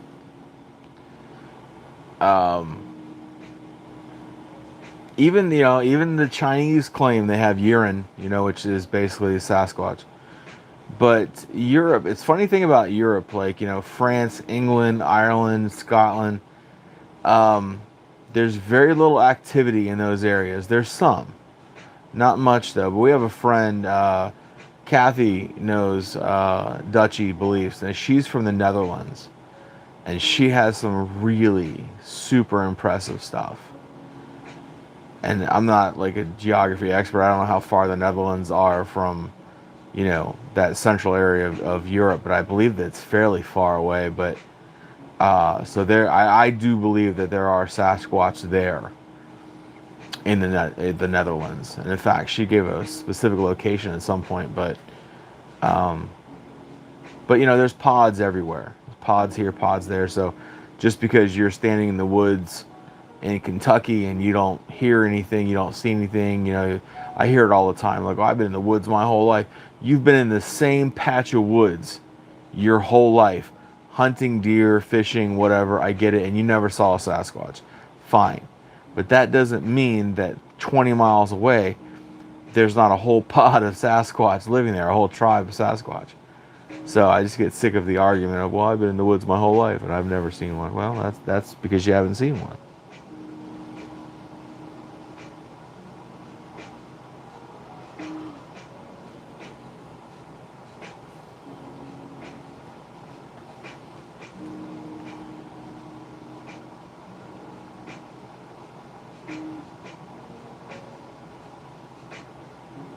I don't know if I ever actually read Beowulf. I mean, I remember it as a kid being a thing, but I don't know if I really partook in it.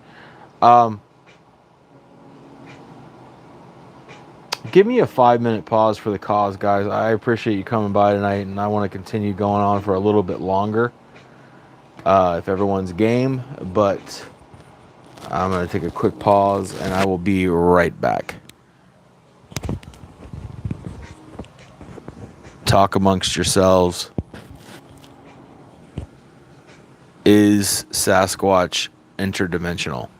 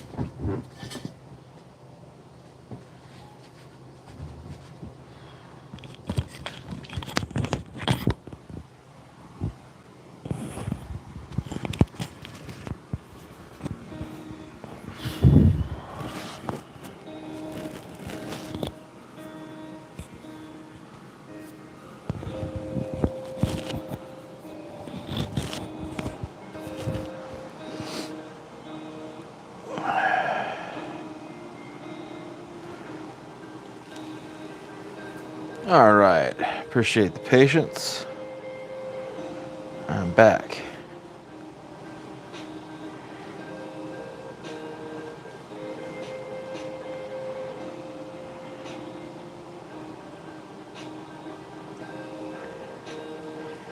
Wow, Dennis says, of course. I have had them come out of cloak right in front of me and then disappear. So, Dennis, I would almost have to take your opinion seriously based on the amount of pictures that you have and how good they are. Because normally I don't entertain that idea.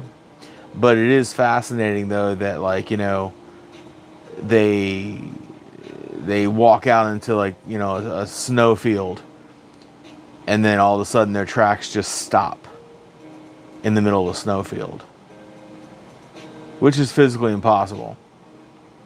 You can't. I mean, unless you walk halfway out and then you walk halfway, you just turn around and walk backwards into your own steps.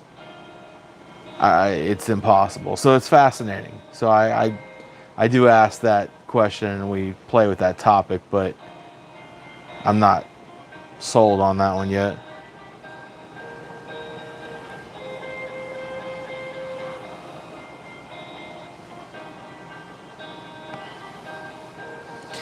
That's true, Jeff. Leif Erikson had a whole story about encountering the wild hairy men.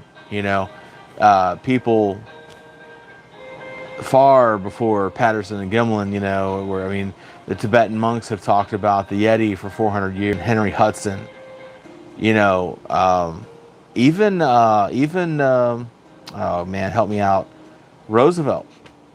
I don't think he had a personal encounter, but he had he reported an encounter from someone that he knew as an extremely no bullshit kind of person that would never lie to him.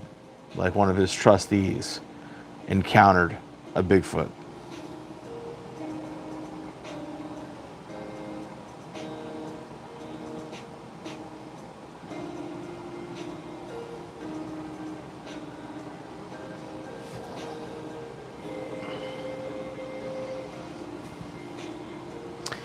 I think ninja skills are a little different than what these creatures are showing to various people, just completely disappearing from an area. Yeah, I guess that could be ninja skills, but like what I was talking about, literally just your footsteps like stopping in the middle of a field of snow. It's just, I don't know, it's physically impossible. And I like to stay to the logical side of things. I don't like to get too much, into Sasquatch's supernatural abilities, until let's discover the creature, and then we can talk about their paranormal powers. I don't know what they are, so.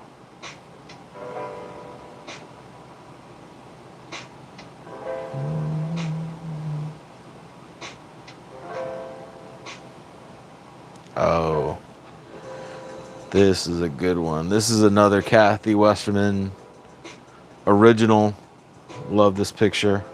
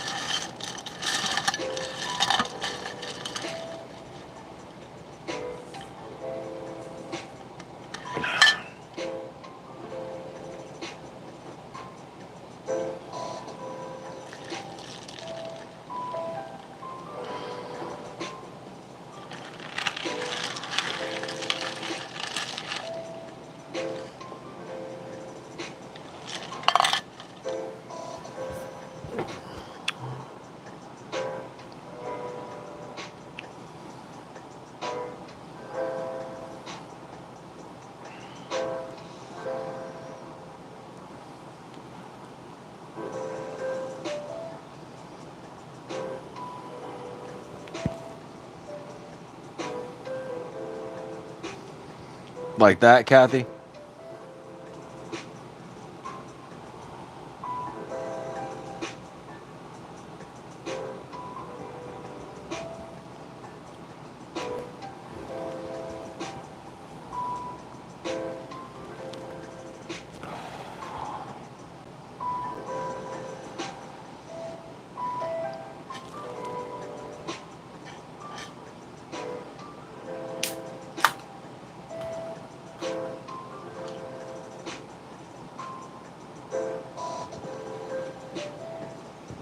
Maybe you have smoke in your eyes, Kathy.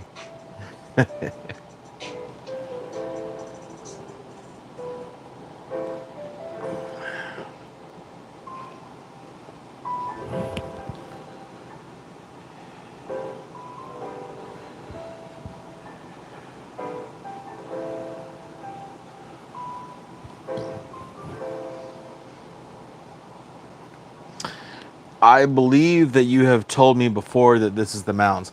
I think this is the guy that returned the glasses. Does that sound about right?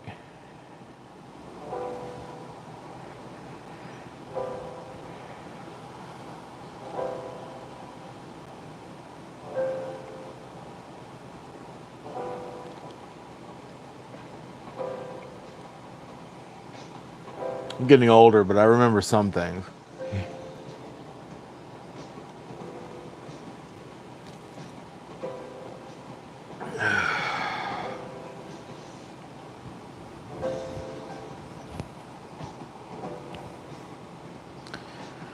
On the way home tonight, on the drive home, we were somewhere in South Georgia, and Q tells me, she goes, tell me a Bigfoot story, and I just prattle off this story that's sitting on the top of my head, and she's like, do you have another? And I just fire into this next story, and she's like, do you just have these stories just in your memory? And I was like, yeah, like I have a head full of Bigfoot stories and just know where to go with it.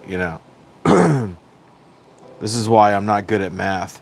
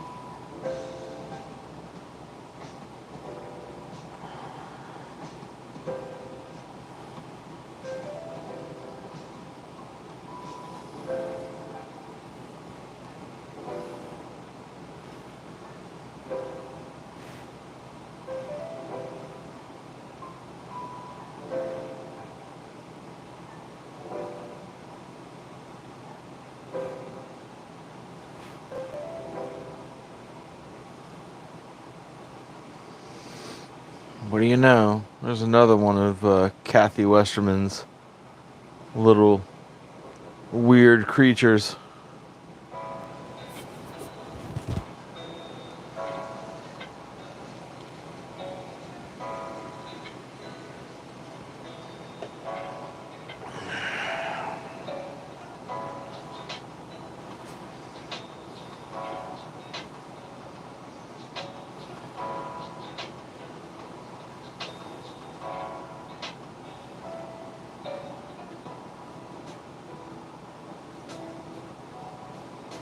You'll get there, Kathy. Uh, I would encourage your group. I mean, you've got like over 12,000 on Facebook, 12, 13,000. I would encourage them to provide, excuse me, geez, provide the link to your YouTube and encourage them to go to YouTube for more content and like and subscribe. And once you get to 1,000, you message me and I will tell you how to monetize your channel. And it'll be a cool milestone for you guys.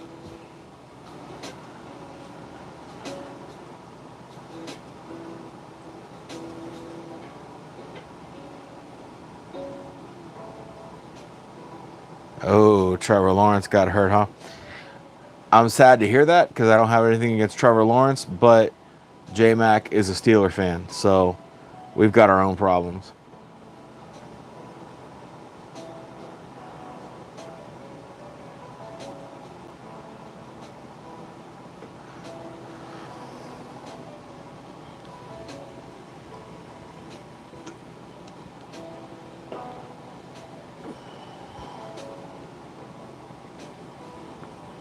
God, we just lost to the Cardinals this week, and now and we have the Patriots on Thursday. Um, Things are not the same without Big Ben. So, anywho, are you really, Kathy? Are you going to Miami at Miami Stadium?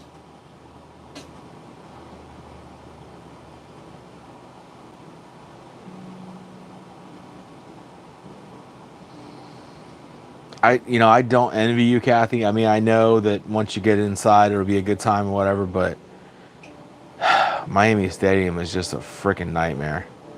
Getting in, getting out, and then if you're the opposing team, my God, prepare to get harassed.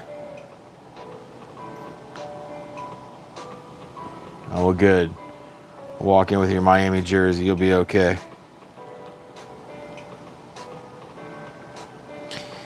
We did Tommy Boy, but I mean, it's the Cardinals. What do you want? It's the dream team, Mahomes and Kelsey. I mean, they're Andy Reid. I mean, they're on fire.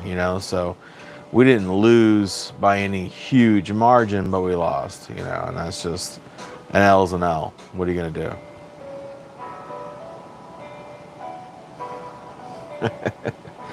Get in there and yell at him, Kathy. Who are you guys playing? Is it a division game? I know you're not playing the Patriots, and you just played the Jets. So who else is in that division? The Bills?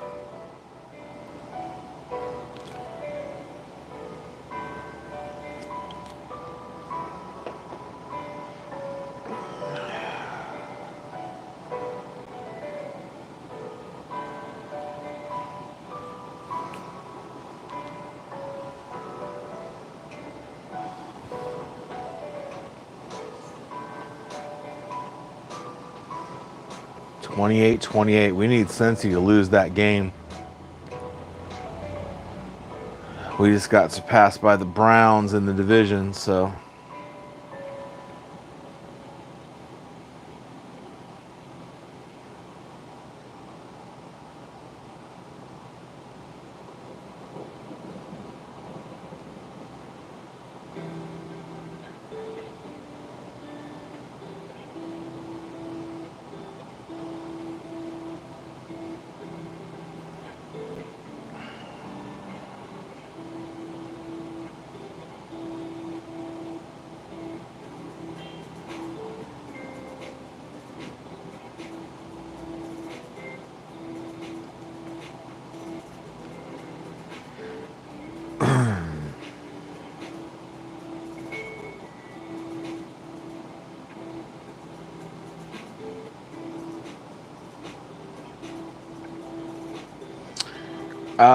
Kathy, Monday, 8:15 p.m.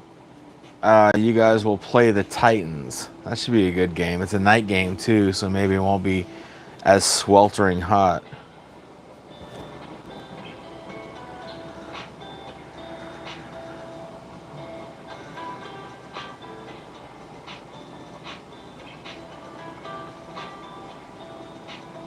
Oh, good. They lost yesterday too. The Browns typically do lose, and that's what we need to continue is them to continue their losing streak and us to get back on our winning streak, and things will be as nature intended.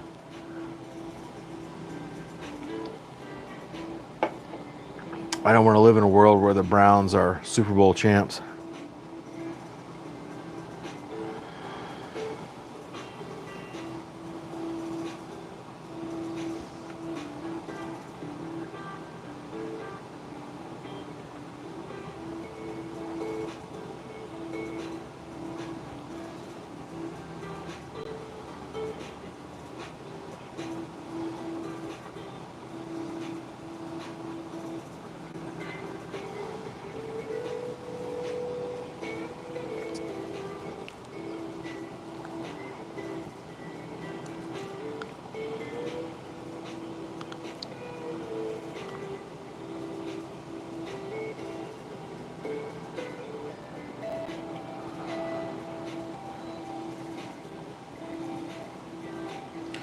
You know, Kathy, we've been friends for a long time, but the day you start rooting for the Bengals to win, I'm gonna unsubscribe from your channel. Okay.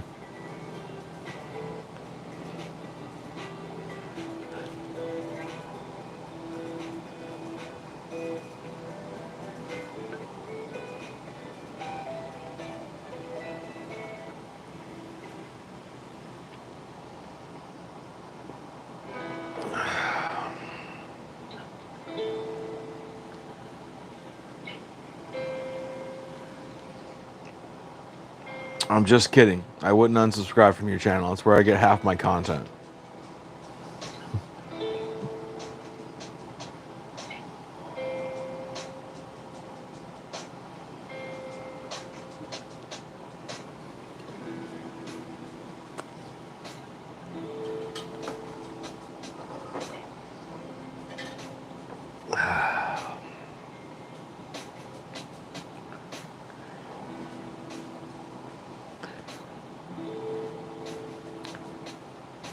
I'm not shutting it down, guys, but I am going to wind it down. I got 2 drinks here I'm going to finish. And then I'm going to call it a night. I am faced with this paradox what to do tomorrow. I have things that I need to accomplish or that should be accomplished tomorrow. Or I could wake up leisurely and just make a couple of videos tomorrow. I don't work tomorrow, so I'm kind of like torn. I need to get some things accomplished, but I don't feel like it. I'm still in vacation mode. Dennis, thanks for coming, dude. I appreciate it, and thank you for all your content. We will continue to showcase it.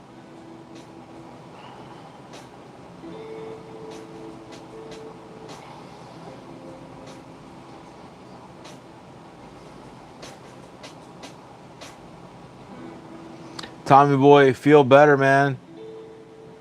Have a good night.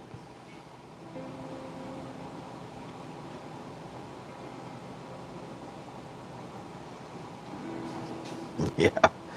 Yeah, Kathy, the second sounds a lot better, but but I've got my own little queue, my own little taskmaster to answer to, and if I don't get this stuff done, it's going to be a disappointment. So I need to get my ass in gear tomorrow and get some things done, I suppose. So,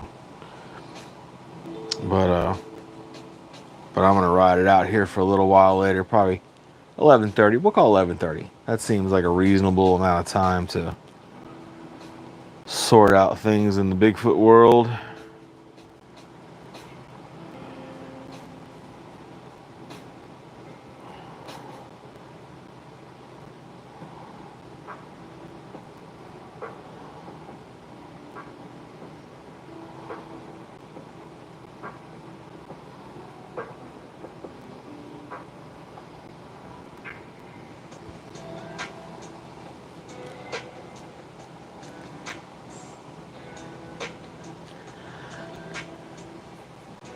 So this picture kind of strikes with me. It's obviously art, you know, but it's art of what they call an orang pendek, which is typically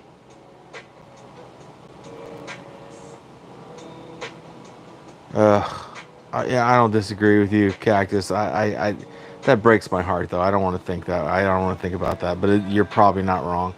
But anyway, so the picture is a depiction of an orang pendek, which is sort of a Bigfoot type creature that comes from the Philippines. They're shorter, you know, lower to the ground, you know, whatever else. So,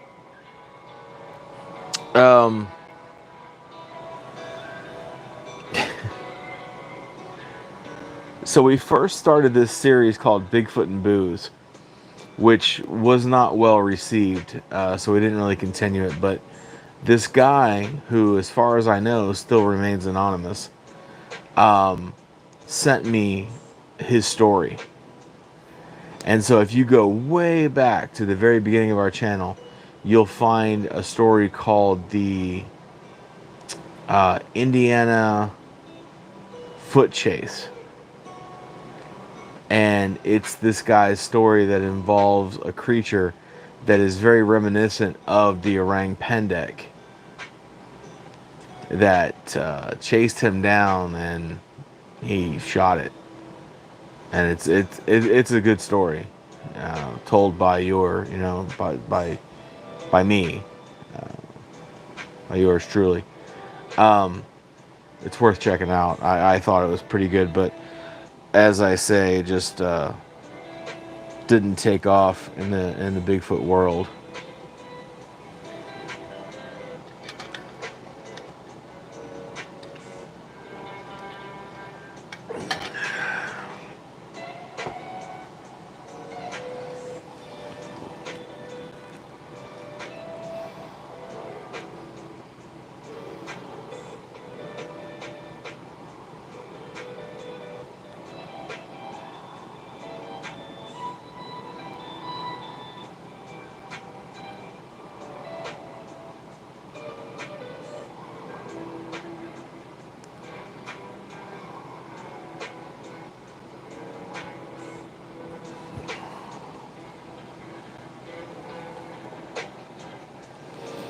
Sasquatch Omega is back. Welcome, sir. I am from the dirty South, near the Ocala National Forest in the state of Florida, home of the skunk ape.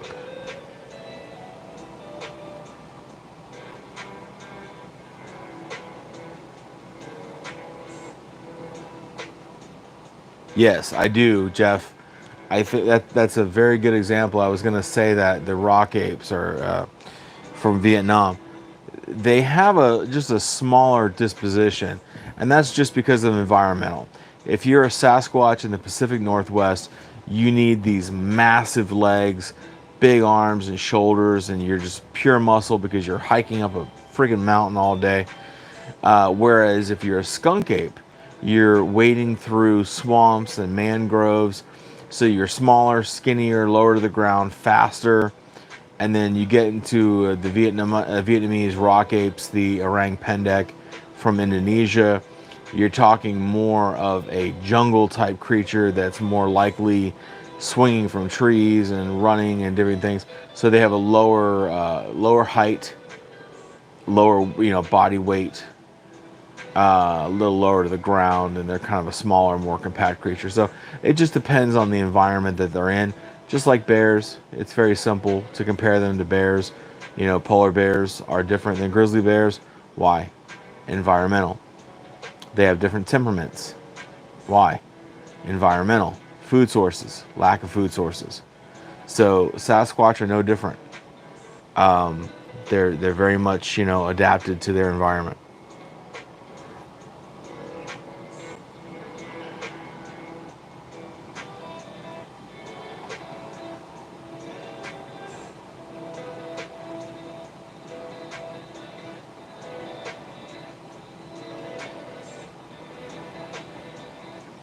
Yeah, exactly. We are very, very varied.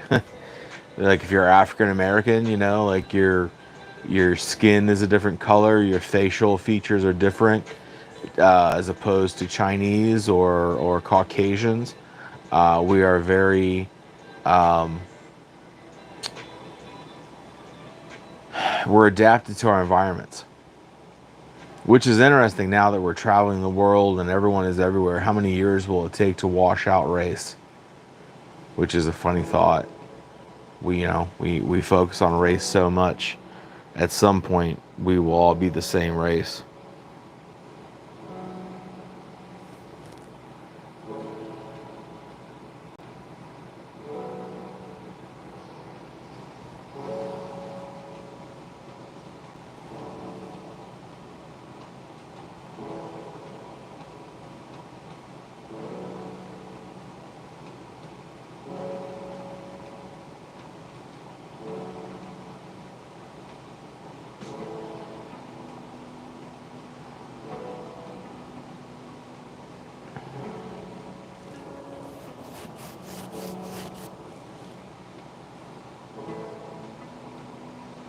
Yeah, I like this picture. I dig Bigfoot art.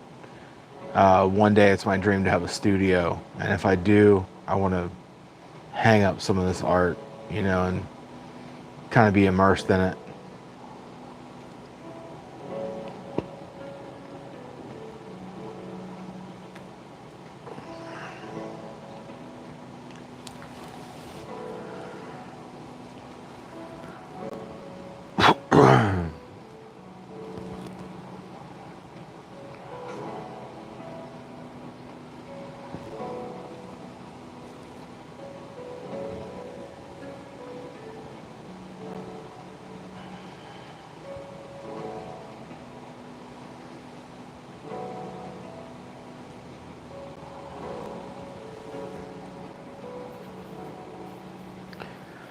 Has anyone ever seen a dog man?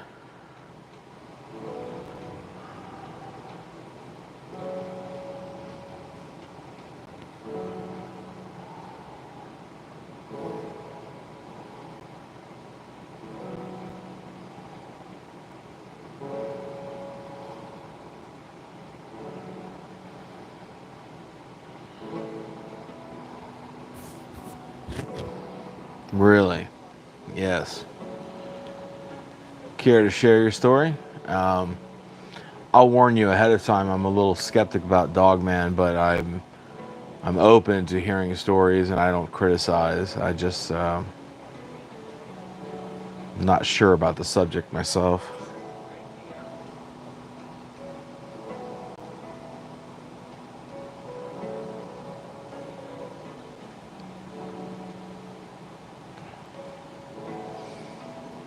And Kathy, I'm quite sure if you've seen a Dogman, you would have a picture of it. You would just stand there and take a picture when you should be running.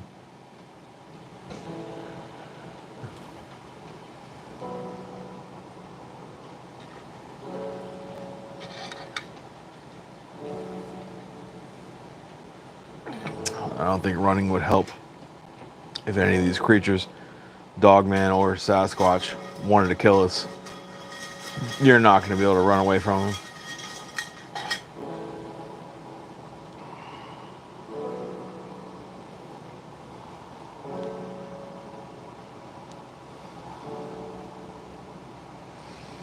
Yeah, I agree, Lisa. I mean, if they exist, and that's a big if.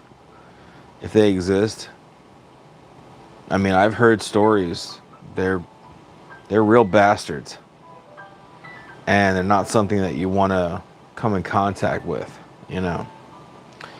And you could ask Scott Loomis about that. He's had his own experiences, but they're not nice creatures. And that's not to say that every Sasquatch is a nice creature either. But they tend to have a more gentle, curious demeanor. Whereas the Dogman lore, no, they don't. They seem pretty nasty.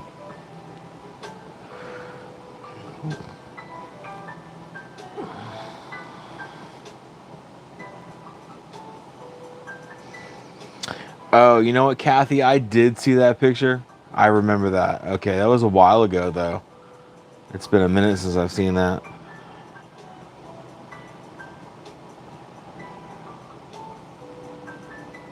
All right, Bama, I respect that.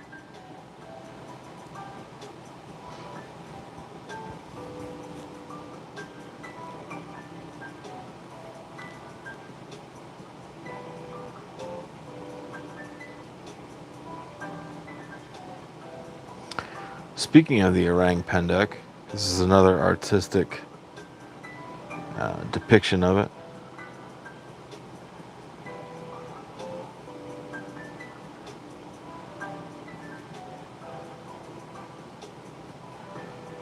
Wow. I wouldn't. I mean, I guess you could call that a wolf man or a dog man. Looks more like a werewolf.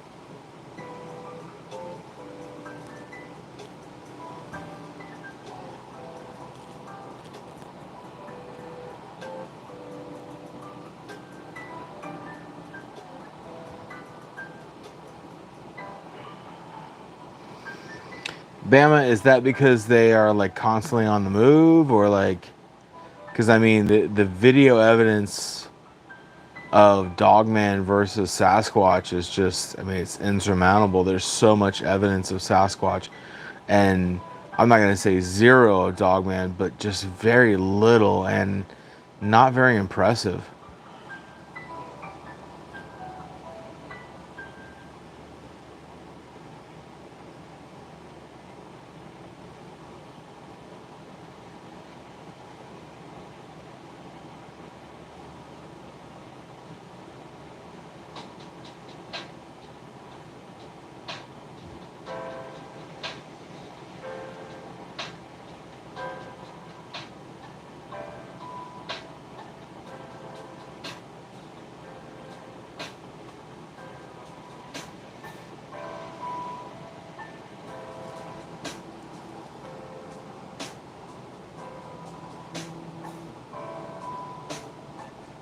Yeah, I think they brush their hair with it, you know, a lot, because a lot of these Sasquatch encounters talk about groomed Sasquatch, like they totally comb their hair, and that's a trait that they learn from Native Americans or vice versa, right? So I think they use these little, like, you know, little tiny branches to clean their teeth, to clean their hair, to scrape, you know, stickers and leaves out of their hair and stuff like that. So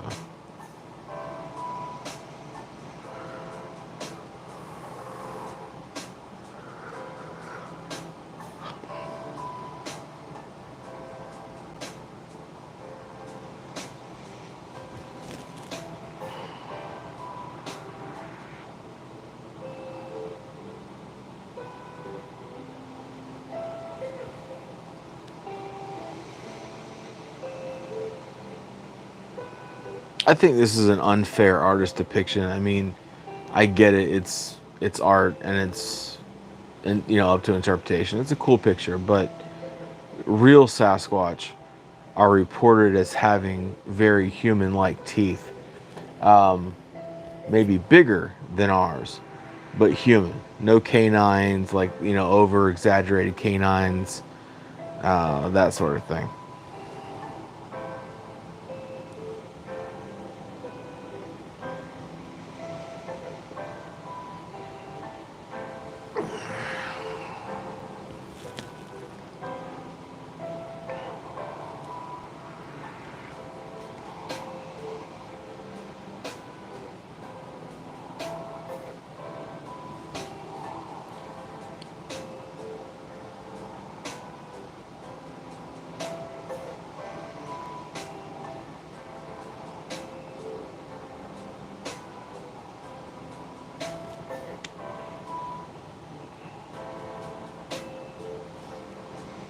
Sasquatch Omega, I didn't hear you say please.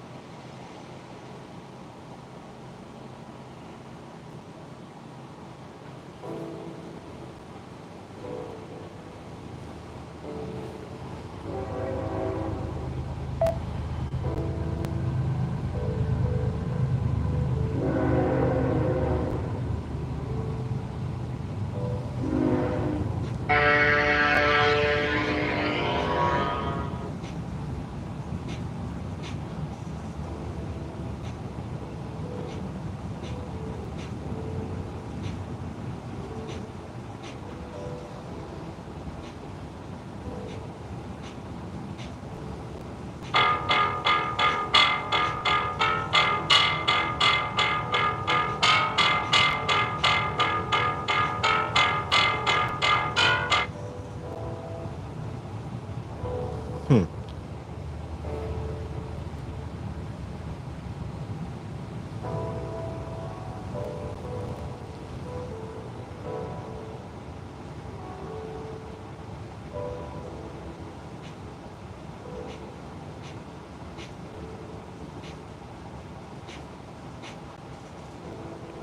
Did you hear the train, Kathy? Hear the train go by?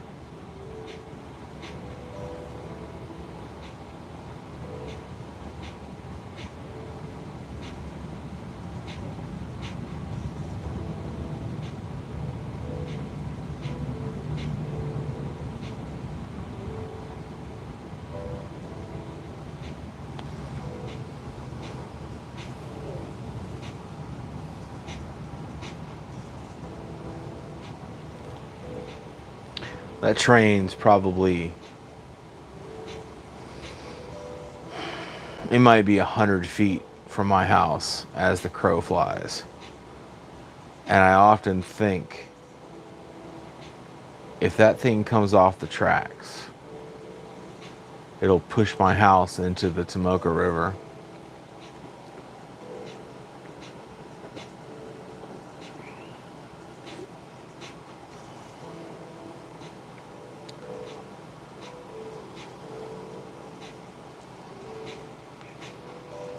Yeah, it's a little freight train. It goes by, I don't know, 4 or 5 times a day.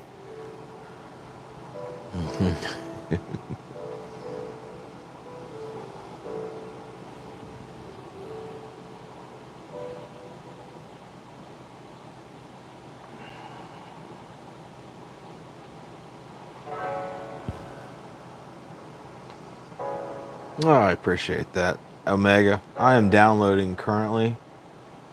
It says my download will begin shortly. There might be an issue because I don't have an iCloud. You know, I don't have an Apple phone. I assume it's longer than the 30 second. The 30 seconds probably like a preview. Is that right?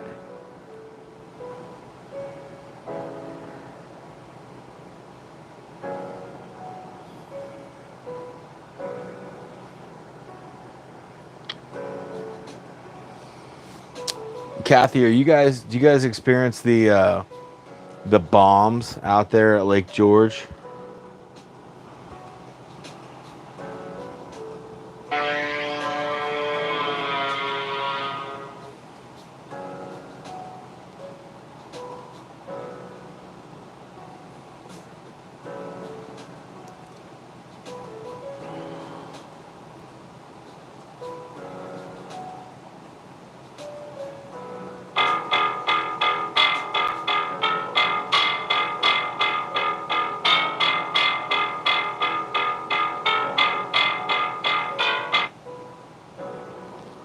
That's all I'm getting, but I'm getting a 30-second clip.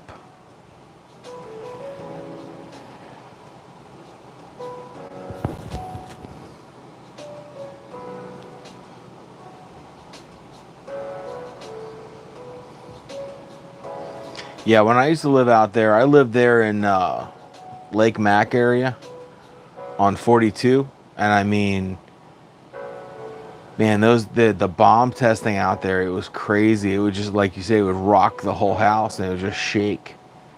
You know, and it was weirdly normal. It was like, oh, the bombs are being tested. Like, I have no idea what the hell that even means, testing bombs, you know?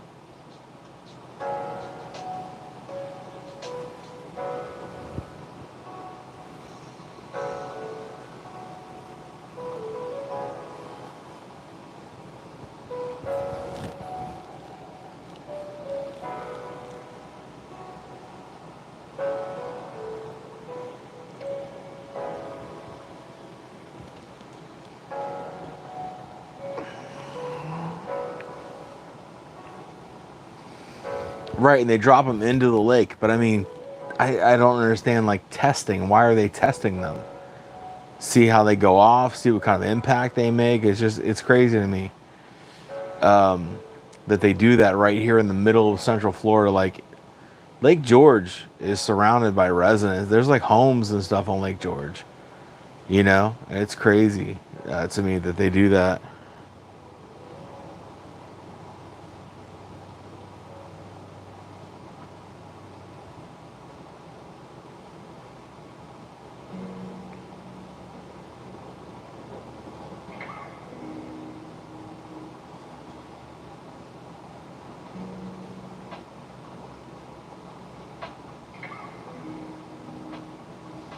Oh, okay, cool.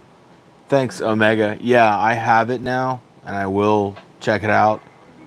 Um,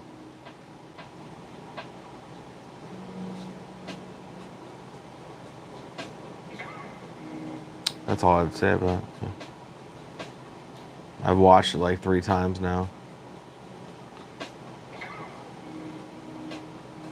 It's interesting enough.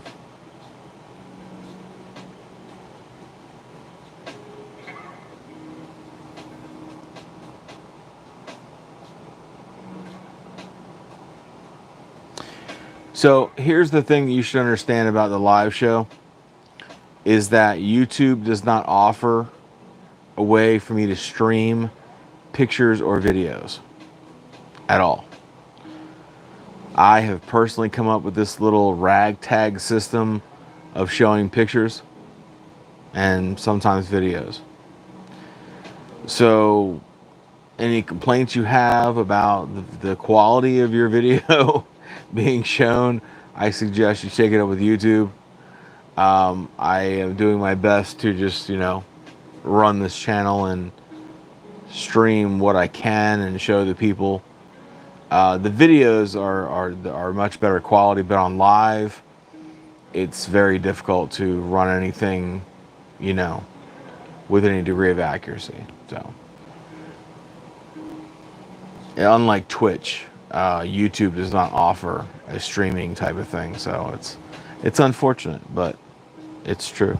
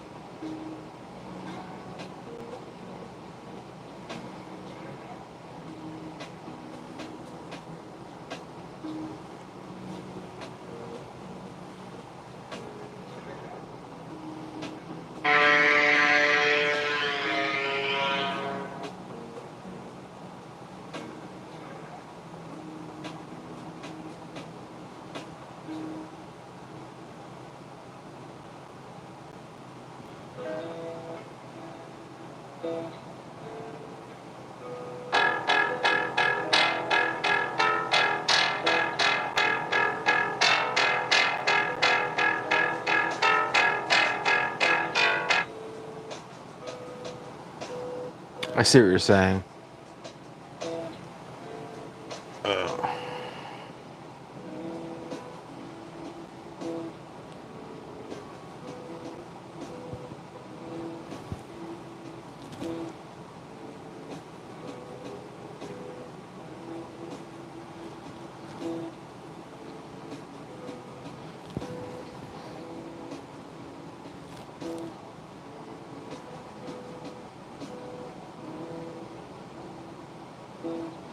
Yeah, I see it now. I flipped it around and played it that way. I see what you're talking about now.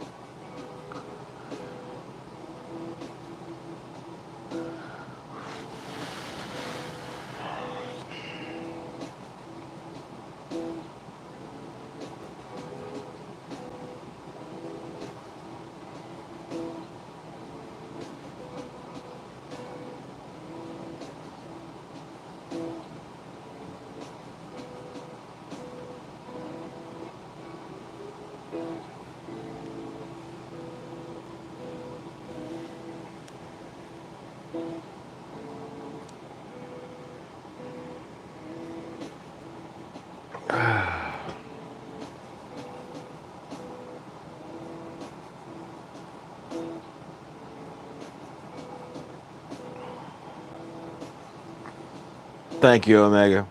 I do what I can do, bud. My hope is to bring every boots on the ground researcher to this channel to showcase all their work and just gain a following that way,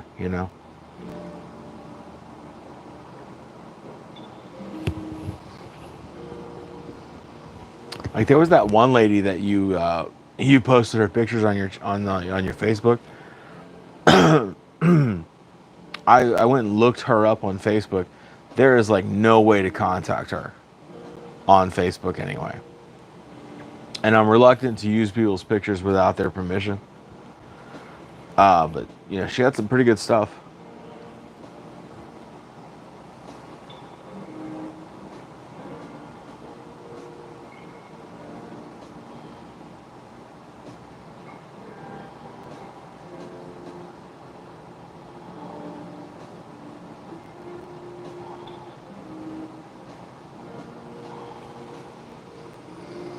This is one of Kathy Westerman's right here.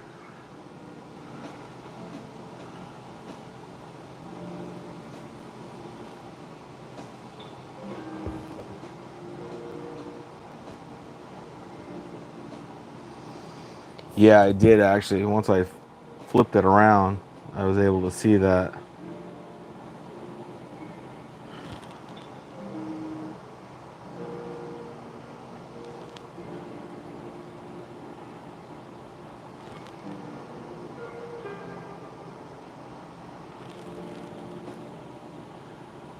Yeah, Tommy, stop being a slacker and go subscribe.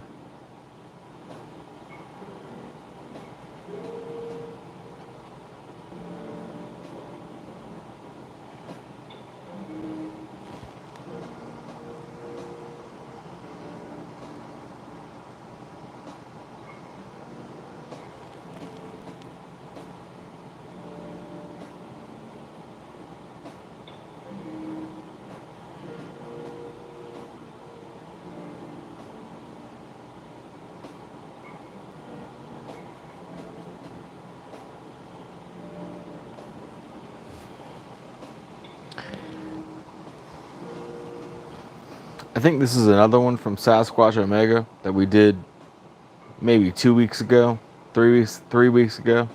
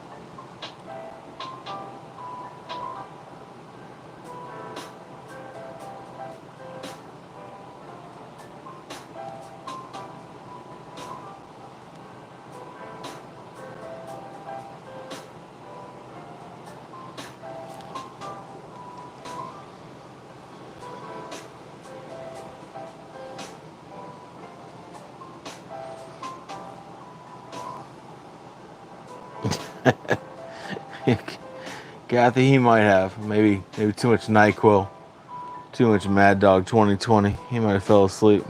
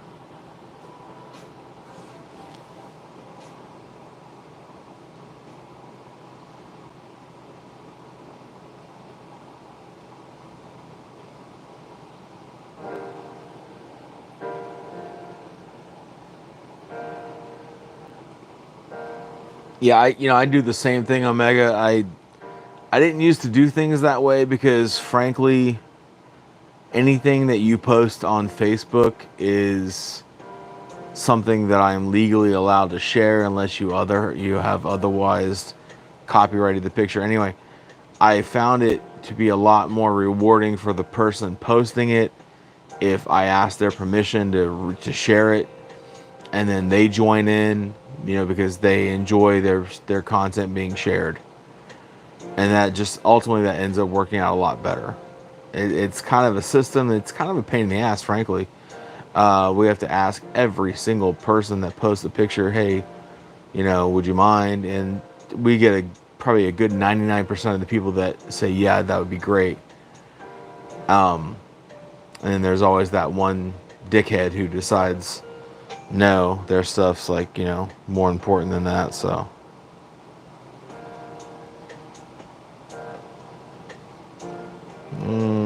Tommy boy, let me just save you the hassle. I'll email you the link.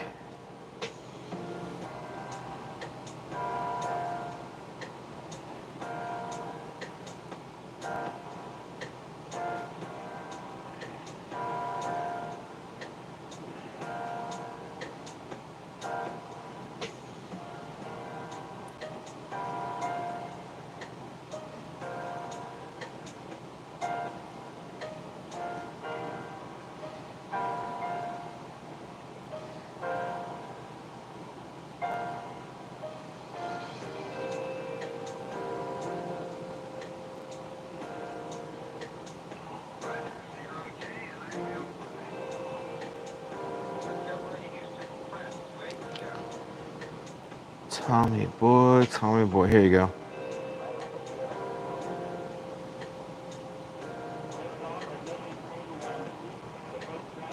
Tommy, I just sent the link to your email, dude.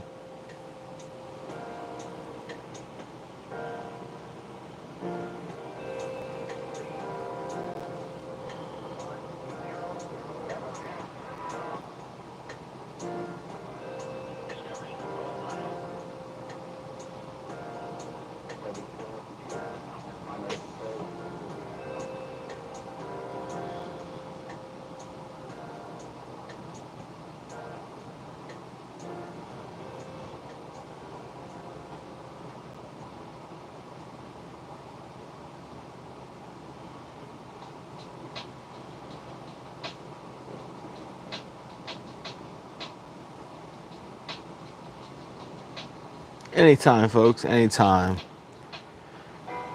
Just bringing people together. Just don't forget to like and subscribe, old J Mac, huh?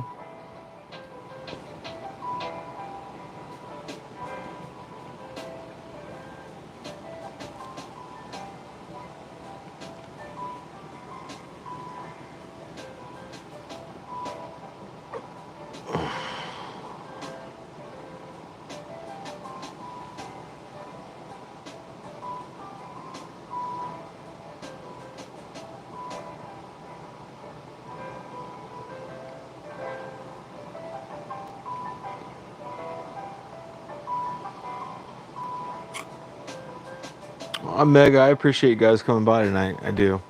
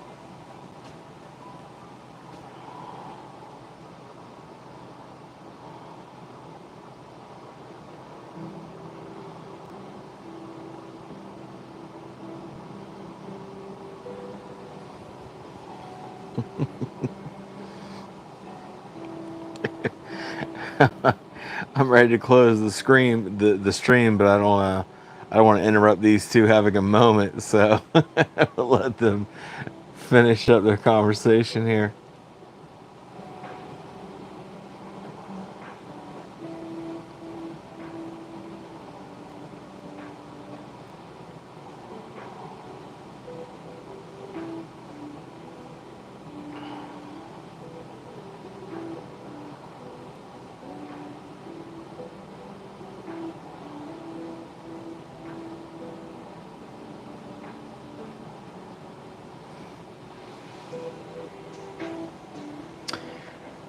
Bama, we've never really officially met. I don't know you that well, but according to Sasquatch Omega, you know, you have a lot to contribute. So anything that you feel that you would like for us to share on this channel, what we do is we share research from boots on the ground researchers, basically. So content.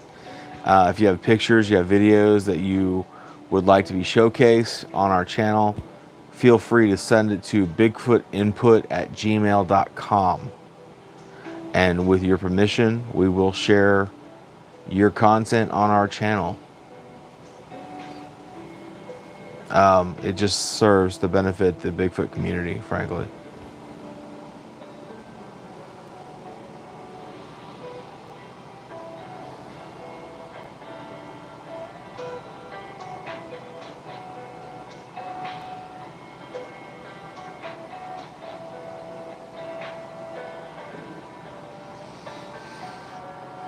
All right, folks, let's go ahead and call it a night right before midnight. Everyone go to bed. Tommy boy, go to bed. You're sick.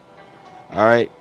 And I appreciate you guys showing up tonight. We will call it a day, though.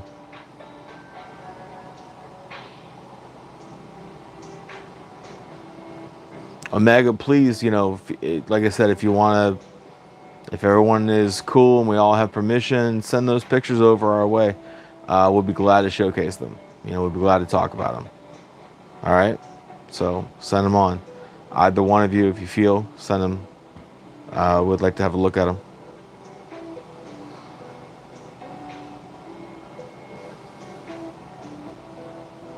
Good night, Kathy. Have a good one.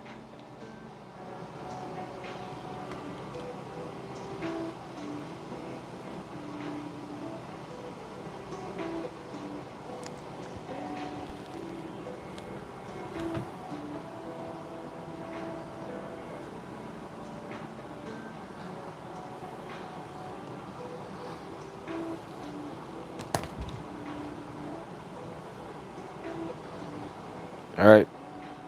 This is J Mac, and I'm out.